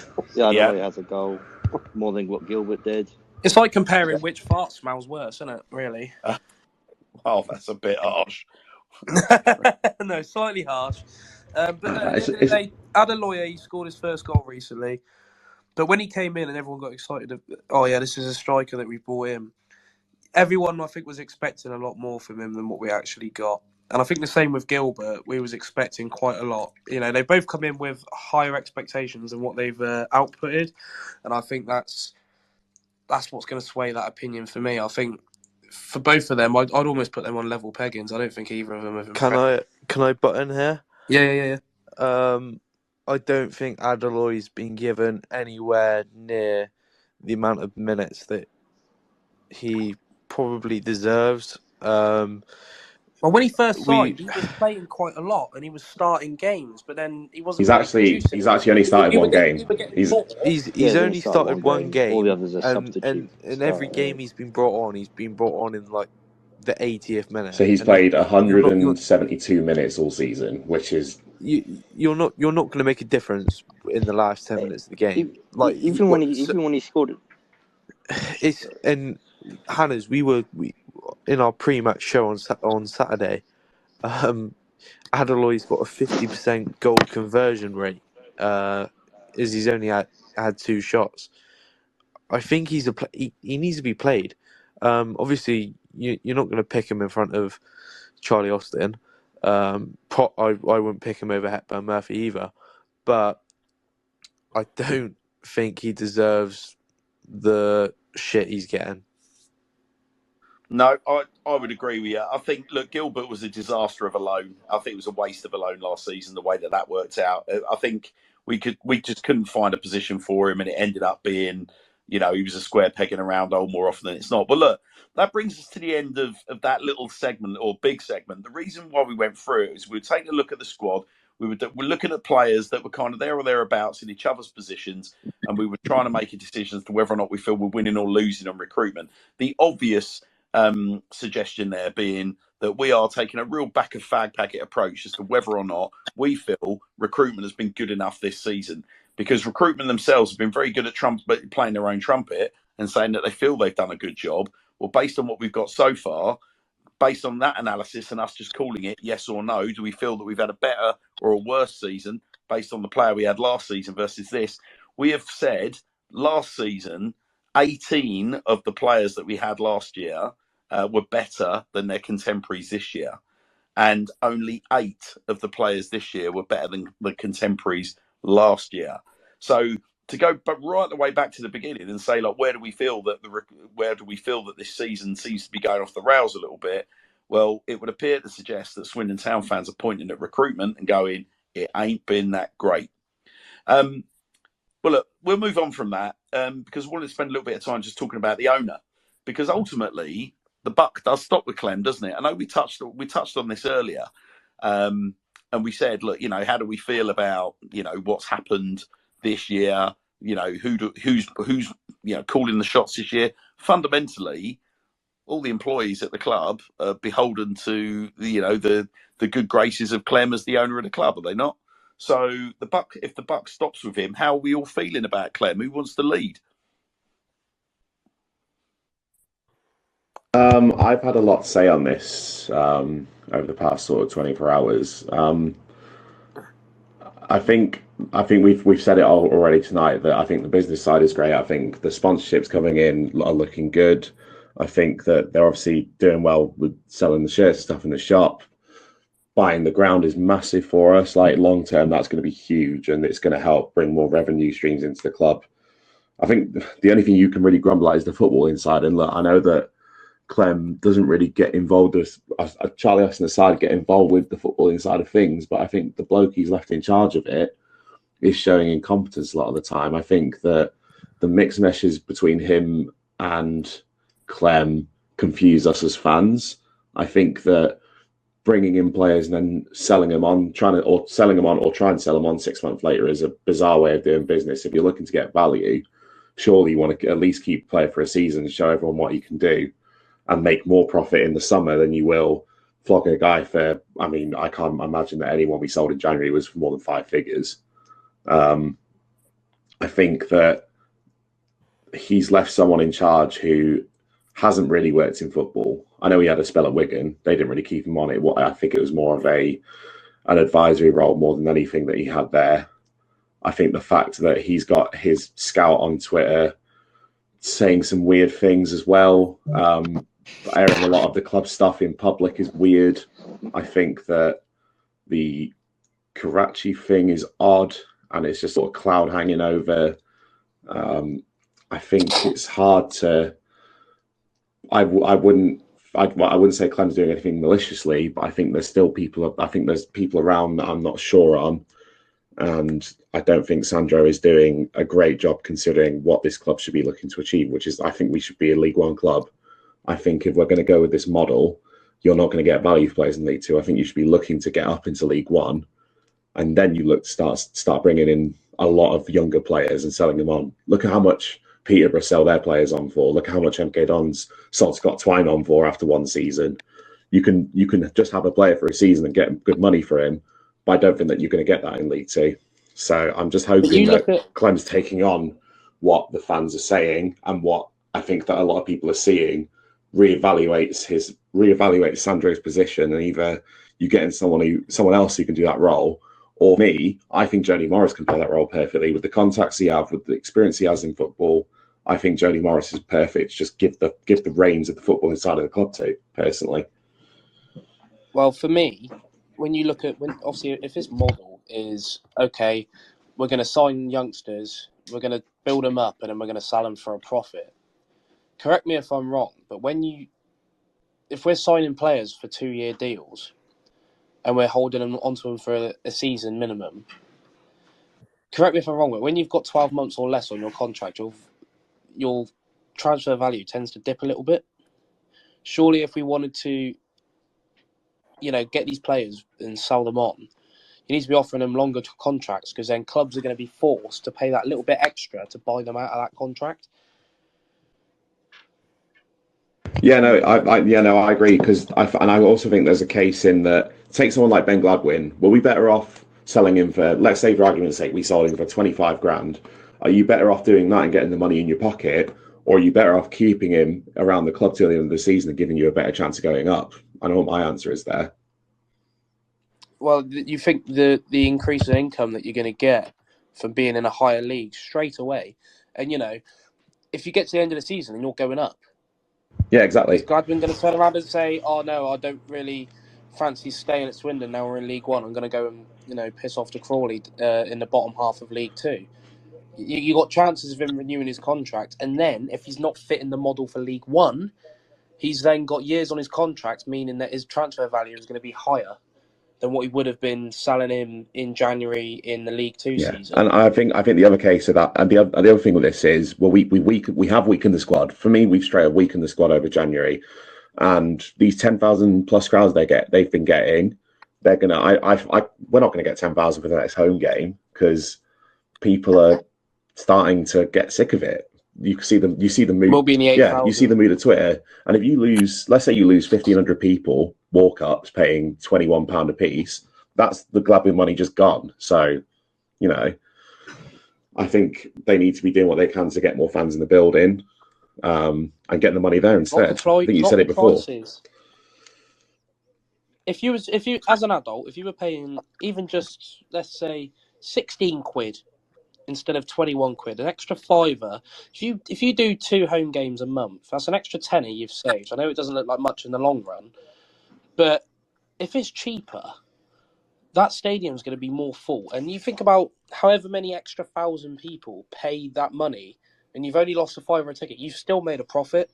Yeah, I think there's definitely a balance to be found. I mean, most places you go into now in League Two are charging around £20. I think they're gonna, with the way the bills are on whatever, people like the club have got more of their events have got more expensive, but obviously everyone else has got all their more expensive bills to be paying. I sympathise with the club to an extent. I think it's, well, once we've bought the ground, they've already said, once the ground is ours, rent is going to be cheaper. Didn't they say almost half? Yeah. What it would normally pay. Well, there you go then. So straight away, that's less outgoings for the club every season. That's your bit of breathing room there to go, you know what, let's reevaluate the prices, and maybe sort of like start making it a little bit more fair. Like, I don't want to use Bradford as an example because I think they've took it to the extreme and they charge next to nothing. What is it, like 15 quid for an under 18 season ticket or something stupid? I think we had it before. I think their adult season ticket works out about £9 a game, something like that. Well, there you go. Like, and then I think, like, don't you only save like a £5 a game if you get an adult season ticket at Swindon? I mean, you've got to factor in. It's all very. Listen, I'm all for packing out the county ground, and I think an easy way of doing it is to lower your ticket price. I remember the horror of me switching from a junior ticket to a senior ticket, an adult ticket. That for me was a big leap when I was a young supporter, and it's something that has always sort of stuck with me. That big jump up versus the value that I feel that I've been getting over the years, because as I've matured as a supporter, the quality of football has gone down. you can't debate it. You know, you got to remember when I first started supporting the club, it was the Lou Macari era. So it'll give you an idea of what I'm talking about. And as I got to an age where I sort of like started hitting my adult sort of, you know, period, you're starting to you're talking, you know, the Steve McMahon years, and we all know what's happened kind of following on from that. It's not been fantastic fare, and I don't necessarily feel that I've got value for money. The problem that you've got, of course, is you're then talking about increasing security costs, increasing policing costs. There's a whole host of things like as soon as you start putting more bums on seats, you've got to have, you know, appropriate safety measures to make sure that those bums are going to be well looked after, and that we're not going to have any, you know, any dramas on a match day. So it's, you know, it's, I guess like any business, it then becomes a quality over quantity. But listen, as a football club, I would much rather we did the Bradford model and just pack the place out. I mean, I love it when we give huge volumes of tickets to the kids, but to my point, it's all very well and good having thousands of kids coming in because they're the fans of tomorrow, but they've got to be policed and they've got to be looked after and they've got to be secure. So these are all things that we need to factor in. But look, we've had a few more tweets and a few more interactions, which is really quite lovely. Thank you very much for all your tweets. I'll just bring some of these in. So Mike's been on a little bit sort of past the point, Mike. I do apologise, but Mike was saying considering the way we were at the start of last season, as in we were in a bit of a state at the start of last season, to get to the playoffs was an overachievement in many people's eyes. If we didn't get to the playoffs last year, do you think the same pressure would be on like it is now? So really, really good question. I don't know if anyone wants to have a run with that. So do you think, you know, the success we enjoyed under Garner that kind of took everyone by surprise, really, although we were kind of, before we went on that lovely little run at the end of the season, we were all getting quite angsty and we all had short memories. Mike's point's a really good one, isn't it? Are we heaping on the pressure now because of the success of last season, the unexpected success? I think there was a big feel-good factor from last season. I think everyone was expecting us to have a bit more momentum. And for me, it was that the Harrogate game kind of brought me back down to pretty much right away. But I think I was still expecting us to go on a promotion run because on paper, the team we had was pretty good. But I didn't expect us to be letting go of the players we did in January and the fact that certain players had a big drop-off from last season. So, but you look at it, right, and we absolutely we were favourites to get relegated last season, and we made it to the playoffs. And arguably, without that little dip where we thought we were going to slip out the playoffs altogether, if we didn't have that, we would have been automatics. And my first thought at the start of this season was, right, we don't have an embargo anymore. We've got money in our pocket. If we can reach the playoffs with an embargo, only being able to sign free transfers on one-year contracts and loanees, we've made it to the playoffs. What can we do when we've got budget? And it's just fallen so short. It's unbelievable. But this brings me back to my point earlier: is that we replaced Ben Chorley with Sandro, and it's just that's been the biggest downgrade of all. That's the root. And people keep defending him, like singing his praises. And the feel from where I sit in the town end, everyone absolutely despises Sandro. Now, I looked at some of the signings and I thought these are good signings, but then when you sort of like start piecing them together, and you realise that, you know, we've basically been turned into a youth squad. It's like, come on, man! Like, if you really want to go up, you've got to play the game that League Two is. And as much as I love some of these youngsters, and they definitely put their heart on their sleeve sometimes when they come out and perform, there's just not enough there. Well, that's kind of the point. He hasn't got the contacts, and he hasn't got the experience, has he? He's got one job on his CV, and it's getting sacked by Wigan. Exactly.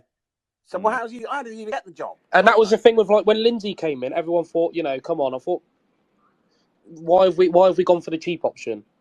And it feels like we did that with Sandro again. Well, I mean, obviously at the start of the season, he was a bit of an unknown quantity. And, I mean, the exercise that we've just gone through, rather lengthy, by going through the squad and taking a look at how we feel our recruitment has gone year on year, I think it kind of, you know, bears out that, you know, none of us are happy. with the way that the recruitment's gone this season. And that, there are some questions for him to answer. And obviously, the longer the season goes on, and the longer we continue to flatter to deceive, because the thing is, we're all very fickle, aren't we, football fans? We'll all quieten down once we rack up another like 4 or 5 wins. But at the same time, I think the question is also like, to what extent are we papering over the cracks for those wins? Which is, I know it's a little bit counterintuitive because you're winning games of football, but you're delaying the inevitable. Well, it's not. Well, we're not. I mean, year on year, I think the standard of League Two's gone down.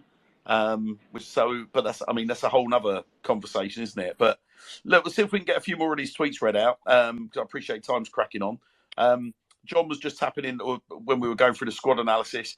John's tweeted to say Ellis Iandolo, master of none in terms of his positions. No issues with his commitment to the club, but if the rumours were true, being offloaded to Crawley, no wonder his head has dropped. I mean, yeah, it's a very, very interesting point, John. I mean, it can't be a nice situation for a player that's sort of given heart and soul to the football club to essentially be, in a position where there's speculation that he's going to be going to Crawley. James, the speculation I had regarding Ellis, again, I don't know the truth on this. Some guys might know more than I do. But from what I was being told, at the front of the town end, he went to Crawley without telling the club and failed his medical. I don't know if there's any truth behind that. But that's what I was getting told. A big allegedly will attach to that. A big allegedly. Yeah, a big allegedly. James has tweeted, when we were talking about Anthony Grant, no comparison. Grant had experience and he was an absolute wall. He only fell out of favour because he went and played for Jamaica, which, of course, James, in terms of the timing of it and him going off and playing those games for Jamaica and coming back, he never really recovered, did he? But, does he regret it? I don't know. What if those international appearances were right at the end of his career, what memories he's going to have in terms of representing his country. So I'm sure you'll never take those international caps away from him. I think, all right, well, listen, I mean, we talked a little bit about Clem. We talked a little bit about how we're feeling. I mean, fundamentally, if this bad run continues and the squad continues to flatter to deceive, Clem's got a very, very big few weeks ahead of him, hasn't he, in terms of how he's regarded with the town fans. And I mean, obviously he gets, there is so much goodwill towards him, but at the end of the day, the goodwill that we have towards Clem is superseded somewhat by the goodwill that we hold for our football club, which is obviously damn right lusty love. So I guess the question I'm asking is, to what extent, if this run continues, to what extent are we, willing to just continue to be supportive of the owner if the team continues to take a header in what is a very, very poor League Two? What we need to do with Clem is make it very clear to him as fans that we're not. If it's a resounding opinion, it needs to be made clear to him that we're not happy with what Sandro's done. I don't want to sit here and just use this whole platform to slate Sandro because. If he stayed until the summer, you never know what he might bring through the door, or even if he lets Jody take the reins a bit. It's just like, we wanted a manager that wasn't the easy option. We've busted the bank a bit and we've got Jody. We wanted an out-and-out striker. Clem went and personally spoke to Charlie while he was in Brisbane. He's done pretty much whenever he's seen what we want, he's almost gone and done it. The bloke I know everyone goes back on, oh yeah, at least we've got a club. The bloke single-handedly basically walked in and just took the club from oblivion, and already it's more sustainable because of the lack of debt that we've got. At what point can Clem come out like he did when he first took over and talk to the fans? Whether the club themselves just get a personal video from Clem and post it for him saying, just to give us a bit of, come on lads, keep backing it, and sort of give us his view on things, which I know is hard to do as an owner when you're, to put your own personal opinions out as opposed to doing everything behind closed doors. I know that's difficult, but the transparency we had at the start and the interactions we had, I know it's not going to last forever because that was just the hype of the new owner, but we're missing that bit from Clem now, where Clem needs to sort of like, we just don't see as much of him anymore. I You think know, the thing is that knowing the owner as I do, and I've had a fair few interactions with him. Clem is not. He's not happy. He's not comfortable being in front of the cameras. But at the same time, he's coming round to the reality of the fact that being owner of a football club means that, to an extent, you kind of need to be a public figure. And at certain times, you need to dial that up or dial it down, subject to any kind of crisis that you're managing at the time. I think anyone that saw the way Clem spoke when Jody was appointed will tell you that Clem's not a natural public speaker. His position as the owner of the Axis Group, and the leader of the Axis Group on a global basis, that doesn't put him in front of the camera. But he's a very, very successful and a very shrewd businessman. But to your point, the fact is, we love our football club. I can only tell you, based on my conversations with him, where I've looked him in the eye, shook his hand, had conversations with him about, his vision for our football club, how he really feels about our football club. I sense a real genuine affection and willingness to invest and do the right thing. And the same with Rob. The missus treated me to a hospitality package pre-season, like I said. And the way that Rob would just come around to the tables and you could ask him anything. We was asking him about signings, for Christ's sake. And he was giving us stuff that you wouldn't expect from like a CEO's like standpoint, to just outwardly say, yeah, this is what's going on. This is what we're chasing. And, that transparency there. And I know Clem doesn't like the cameras, but, I remember being at Scunthorpe and then at half time just seeing him come and join us in the away end and things like that. And it really made you feel like you were sort of like connected with the owner. I just feel like we've lost that a little bit. I still have my faith in him. Don't get me wrong. I haven't got a bad bone in my body for Clem. I think he's absolutely outstanding in what he's done and what he will continue to do. And I don't doubt that he will carry on pushing the club forward. It's just at this point in time, things have gone awfully quiet about where we are from a point of view of a fan that doesn't get that constant interaction like you do. I would just like, I don't know. I wouldn't put it this way. I wouldn't call it constant. I don't live in Clem's pockets. I'm not in the employ of Clem. You know what I mean. Yeah. No, I've got you. But not everybody does, mate. And this is the thing. I mean, we draw, and I draw criticism from people because there is this sort of assumption, because the Sutton Broadbent Lounge came about. It's just a pure fluke in terms of quirk of time. I managed to take an early retirement at a time where our club decided to get a new owner, and I decided to use my spare time to try and produce a channel that gave everyone a bit of a shot in the arm when it comes to supporting Swindon Town. Some people love to look at life on a glass half empty and try to sort of draw there is some kind of cynical link between Hannah's and Clem. Now, look, I assure you that's not the case, and hopefully our content over the last 4, 5, 6 weeks has bore that through. What we'll say, what you're saying about Rob is very interesting, actually, Adam. I'll tell you that the acid test for me with Rob is, as regular listeners to the show will know, we broadcast live from the Legends Lounge every Saturday, and Rob, just as part of his kind of doing his rounds, often strolls past our table where we host the Sutton Broadbent Lounge from, and Rob will give us a wave, and I'll give him a wave, and he'll come over and shake my hand. And if he's got time, I'll just say, "Oh, Rob, grab a seat." There are never any scripted questions. He never knows what I'm going to talk to him about, and it is literally, right, go for it, Hannah's. I'm open. Ask me whatever questions you like. And we posed a few awkward ones to him on Saturday, but he didn't dodge a single question. No, he doesn't. No, he's a decent... the first time I really listened to your show as a whole was, I'd come across it a couple of times on my notifications when people were listening that I followed. Deadline Day was, my first proper show where I listened to it, and I even got involved on it. And, having that voice as fans is something that a lot of clubs don't really get the chance to do. So, props to you for doing that. And, in a sense, we've still got that transparency with the club.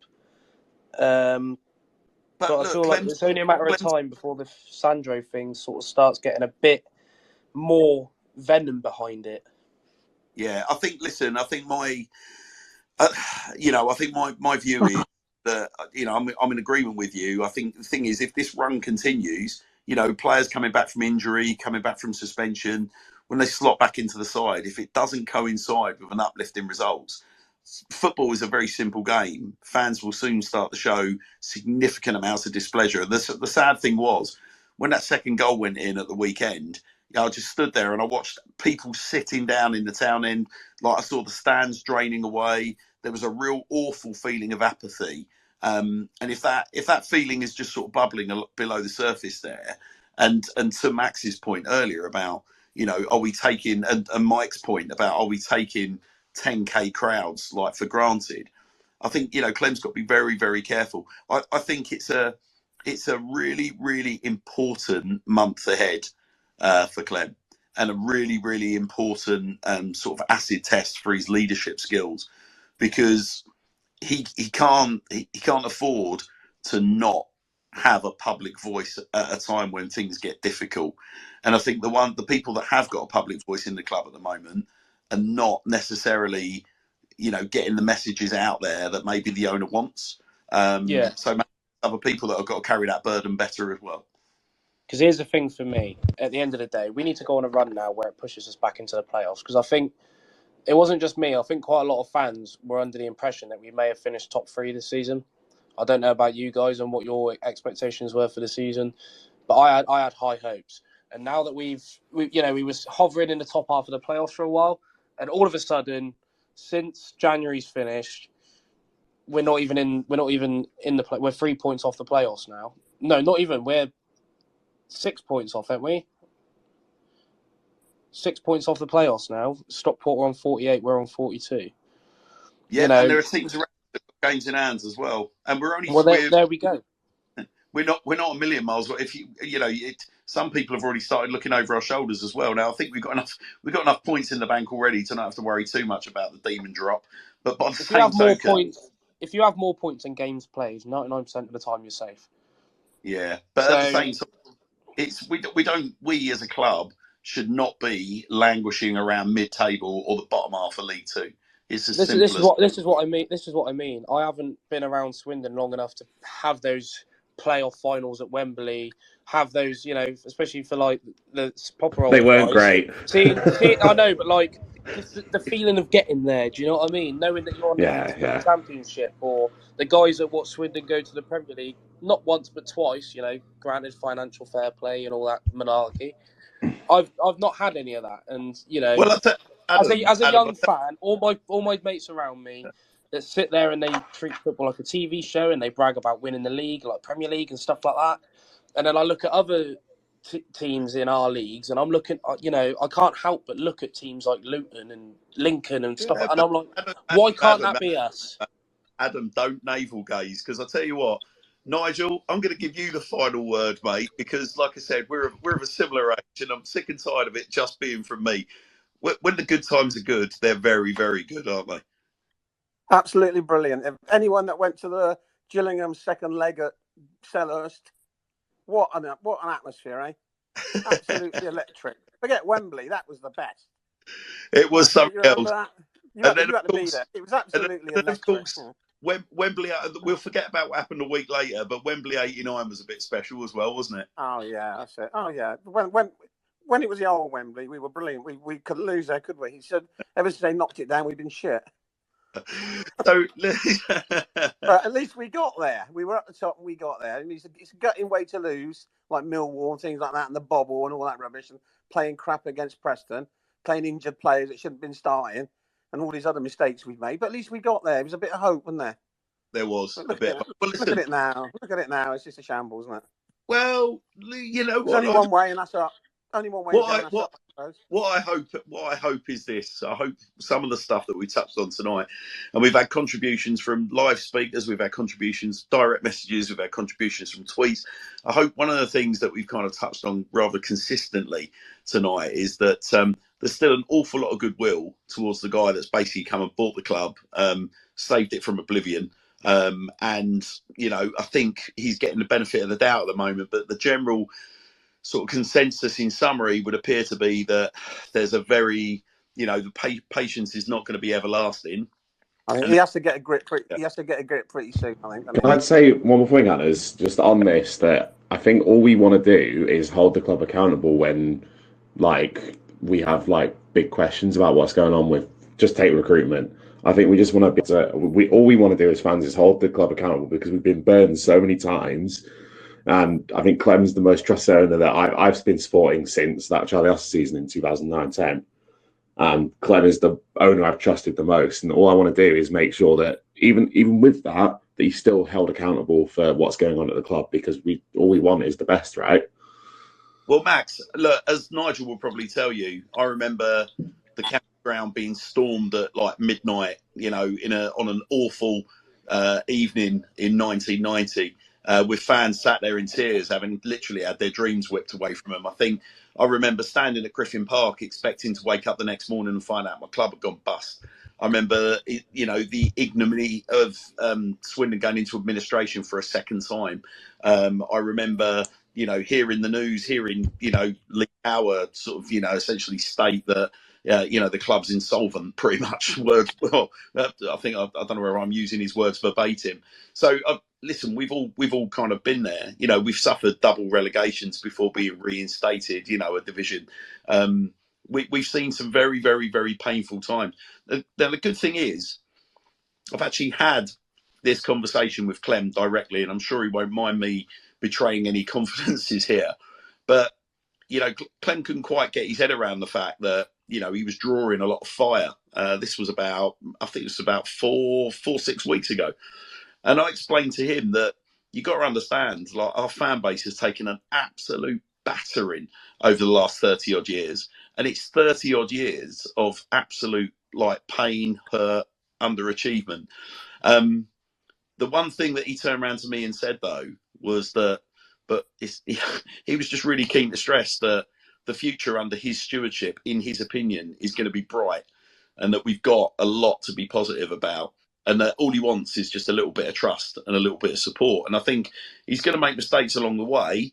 As I say, at the moment, I'm willing to give him the benefit of the doubt. But it's been useful tonight getting a barometer as to, just how a broader church of Swindon Town fans feel about their kind of patience level. But listen, I mean, it's just edging towards midnight, so I think it's only right. Having done another 3-hour whopper of a show, I think we'll draw a line under it. And I do apologise for the initial stall. I assure you, it's the Twitter tech as opposed to our own.